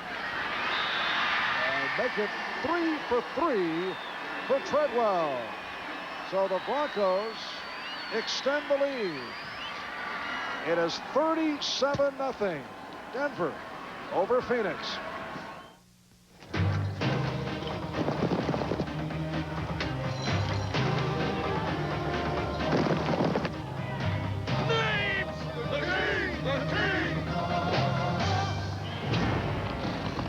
I say, put on some steaks and get the Queen a Bud Light. Bud Light's clean, fresh taste won't fill you up, never lets you down. Henry, they're Pop-Tops. Everything else is just a light. I couldn't imagine owning anything but a pickup. And from what I know about hauling stuff, I couldn't imagine owning anything but a big Ford. You see, this Ford's got a longer, deeper box that can handle a bigger payload than any Chevy its size. The big Ford pickup. #1 for all the right reasons. Maybe that's why more folks drive Fords than any other truck. The best-built American trucks are built Ford tough. Stuffing? Mr. Scrooge loves the new stuffing in the 5-piece holiday meal deal from Kentucky Fried Chicken. Stuffing. With 5 pieces of the Colonel's chicken and 2 buttermilk biscuits, all for only $4.99. Perfect for the 2 of us. Heavens, it's the Cratchits! Hide the stuffing. We brought the 10-piece holiday meal. With 4 biscuits. And more stuffing. Just $9.99. I like the way you think, Cratchit. Get the 5 or 10-piece holiday meal deal at Kentucky Fried Chicken. NBC sports coverage of the National Football League is brought to you by Ford and your Ford dealer. Have you driven a Ford lately? By the U.S. Army. Learn how to get an edge on life. Be all you can be. And by Bud Light. Everything else is just a light.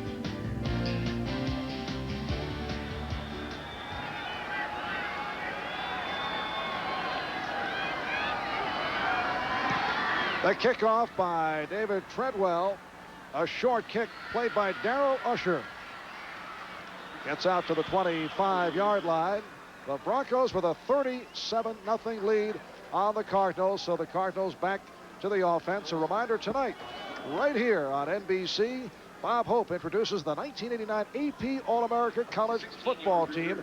Headlining the roster, Heisman Trophy winner Andre Ware out of Houston. In fact, you'll see many of these players starring in the NFL in the near future. Anthony Thompson of Indiana, Emmitt Smith of Florida. The Rockets from Notre Dame, Ishmael. How about Keith McCants out of Alabama? Some thought that he might be available for the draft this year. So join Bob and his guest, Barbara Eden, and the judge. That's tonight on the Bob Hope Christmas Special. Tonight right here on NBC. First down at the 26. Hogaboom completing across the 30 to the tight end Robert Awalt, who was hit by Mark Mumford. Phoenix again going right to the line of scrimmage with 7:50 and counting to go in the game. Try to do something they haven't done all day, and that's get it close to the goal line. And again, it's Awalt on the reception. for the first down, and Mumford on the stop. Mark Mumford, a 3-year man out of Nebraska. And finally, Phoenix goes back into the huddle.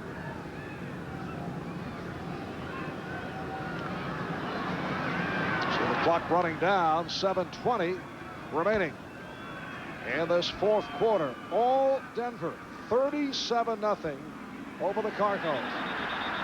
Fletcher on the sack. Yes, and that is his 11th sack of the season. We mentioned tonight on NBC on the Bob Hope special, the 1989 AP All-America team will be introduced. Here are some of the fellows you see from the defensive point of view. Second down and 16, and it gets worse and worse for Gary Hogaboom. That time, and the Cardinals, the nose tackle, Greg Cragen, with his second sack of the season. 4 sacks on the day. Here's more of the defensive players you'll see tonight. It's on the Bob Hope Christmas special tonight on NBC. It is a third down and 20 at the 27. Phoenix Cardinals on their way to their 5th consecutive loss and a record of 5 and 10. Look at 3 consecutive sacks. What a series for the Broncos. This time, Tim Lucas. And that is his second sack of the season. And he ran right over by Sikahema. I mean, right over by Sikahema. Make it 5 sacks on the day for the Broncos. Again, Wade Phillips got to like it from the right. Watch. Boom. He absolutely runs over Sikahema. And here is Rich Camarillo for his 8th punt of the day. So it's his first in the second half. And the fair catch called for by Vance Johnson. A 33-yard punt. Denver certainly enjoying themselves. They get it back with just under 6 minutes left in the game. If you stripped Ford Taurus of all its awards, erased all the glowing reviews, removed all evidence of its presence on the road, and introduced it today, Ford Taurus would still be ahead of its time. Now get 4.8 financing for up to 48 months or cash bonus on Ford Taurus.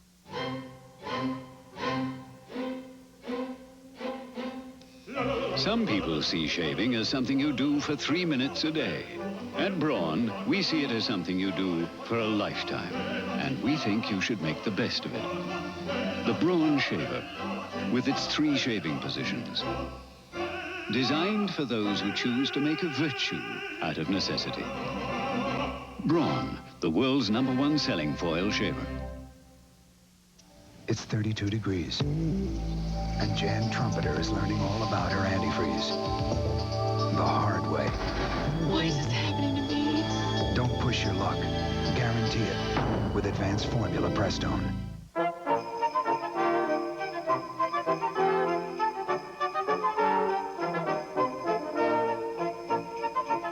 Happy holidays from all of us at Angel Soft and Georgia Pacific.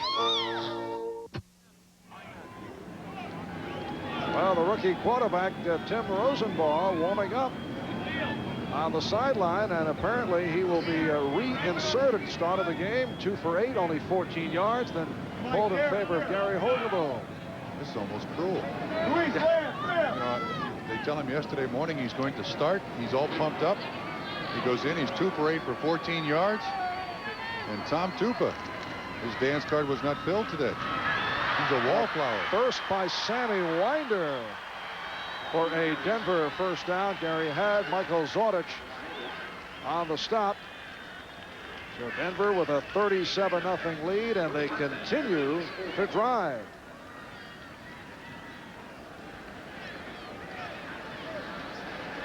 And there is the phantom of the Broncos.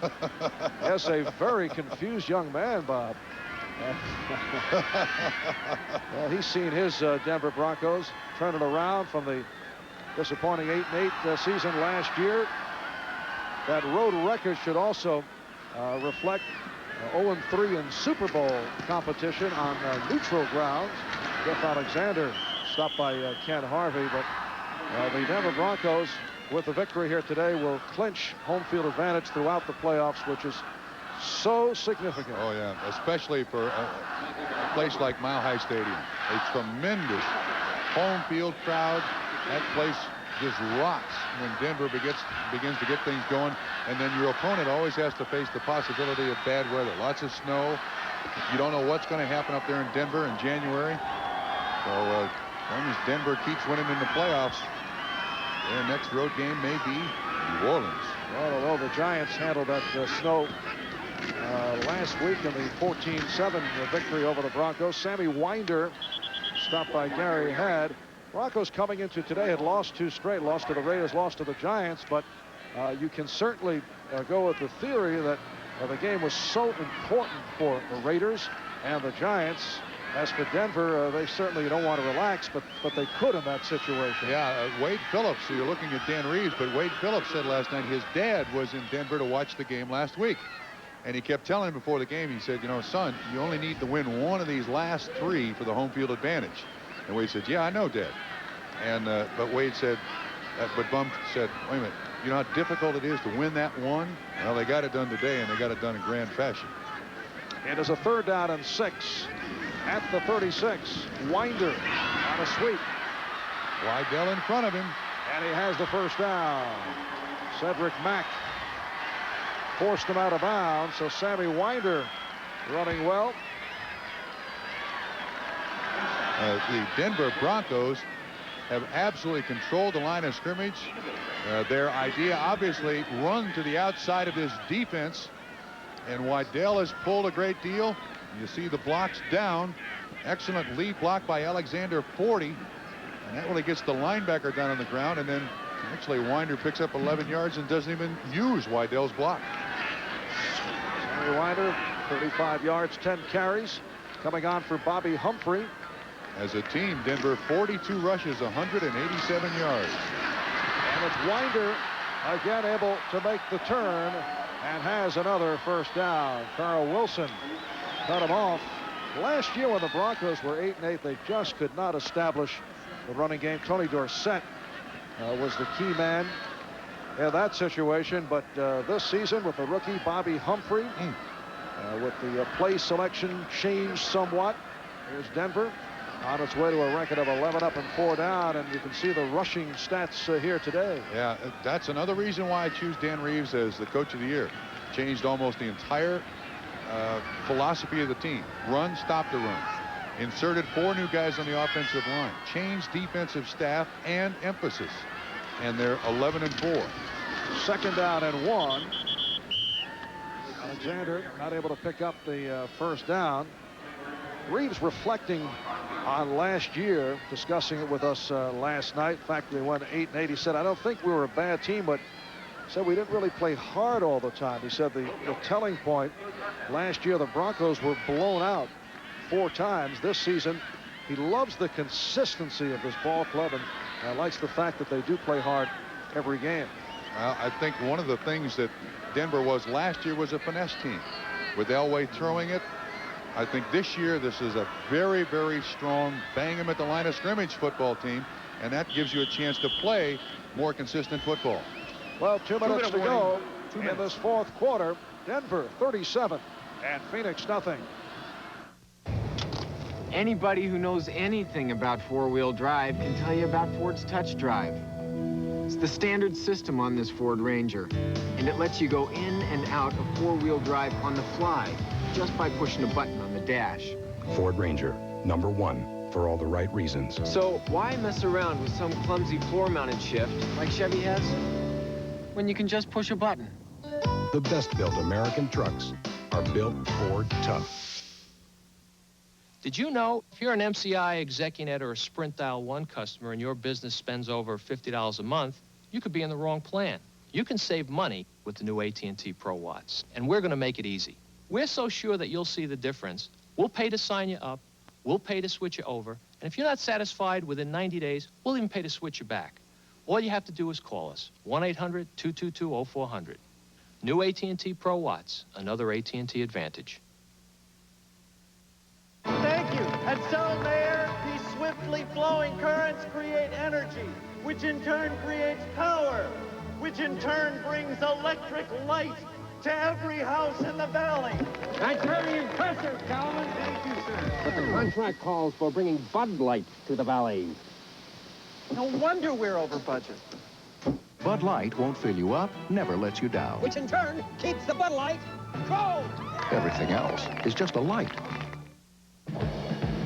New Year's Day, come home to the best in college football and a rematch of the thrilling 1988 Sun-Kissed Fiesta Bowl. The 5th-ranked Florida State Seminoles battle the Cornhuskers of number 6 Nebraska. The Sun-Kissed Fiesta Bowl. New Year's Day, the best bowls are on NBC Sports.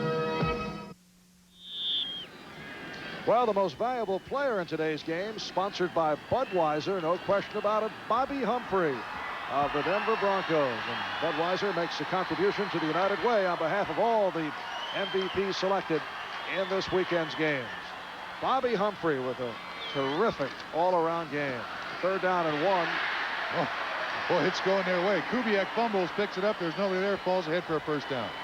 So Gary Kubiak has picked it up with 1:50 to go in this 4th quarter. Tonight, a night of comedy and action here on NBC with all new episodes of 227, Amen, The Golden Girls, and Empty Nest. And then the Judds and Barbara Eden celebrate the holidays Hawaiian style on the Bob Hope Christmas special from beautiful Waikoloa, Hawaii. That's tonight only on NBC. And that tells the story. That's Lewis Sharp, veteran member of the Cardinals. Outstanding left tackle sitting with Joe Wolf. It's been a long day and a long season for the likes of Sharp and Wolf and the Cardinals. Talk about a long season. How about the coaching staff of the Cardinals? Tomorrow's lineup, starting with NFL Live, 12:30 Eastern Time with Bob and OJ, and perhaps the playoff picture will clear up a little bit. Certain things will be determined. Buffalo and San Francisco, the Jets and the Rams in the late games. And there's the crew. They'll be on hand starting at 12:30 from our New York studios as we come down to 35 seconds remaining in this 4th quarter.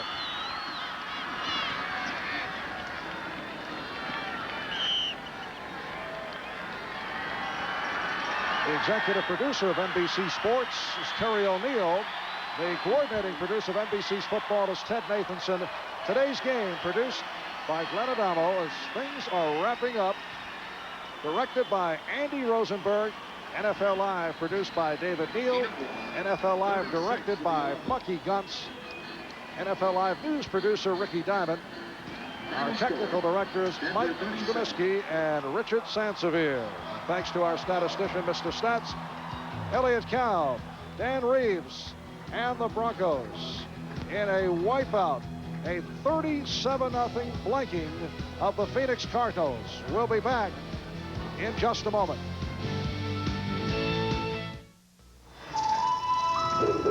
Because of its unique point design, the Black & Decker Bullet Drill Bit drills holes up to 4 times faster than an ordinary drill bit. Nothing's faster than a bullet drill bit. It's a Radio Shack Merry Christmas. What'd you get the boys? Radio Shack's radio-controlled cars. A dual-speed White Tiger Turbo with spring suspension to hug the road. A high-speed Golden Arrow off-roader with lightning response to leave them in the dust. And a turbocharged Ferrari that will burn up the racetrack. Bob, you got 3 cars. We only have 2 boys. 2 little boys and 1 big one. Radio-controlled cars from $9.95 to $119.95. Only at Radio Shack, the technology store. If you want to land a good job, you have to know what most employers want. Like how to motivate yourself, how to lead others, how to perform under pressure. You can learn all these things in the Army. So no matter what career you choose, you'll really be ready to take off.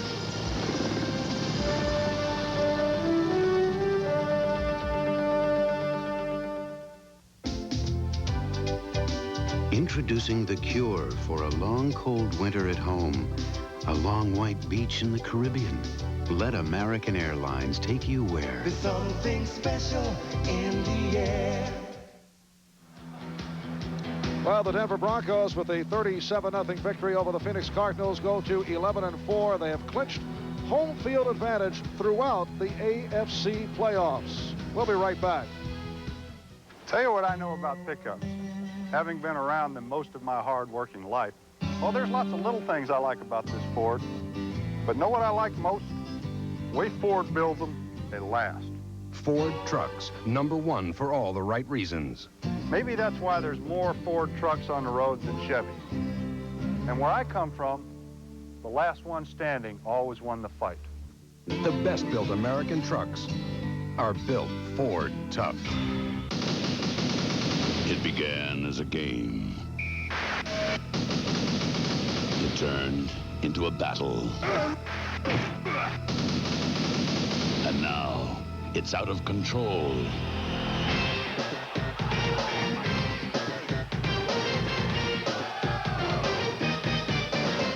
Bud Bowl 2, coming January 28th.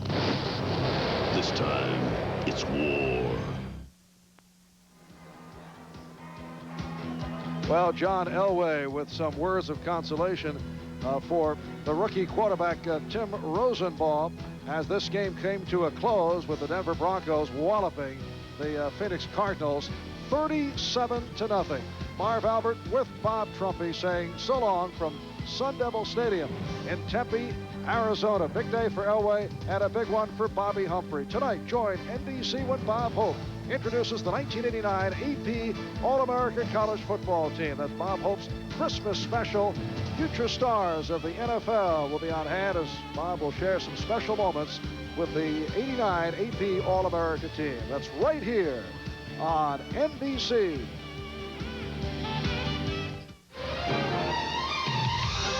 The preceding has been a presentation of NBC.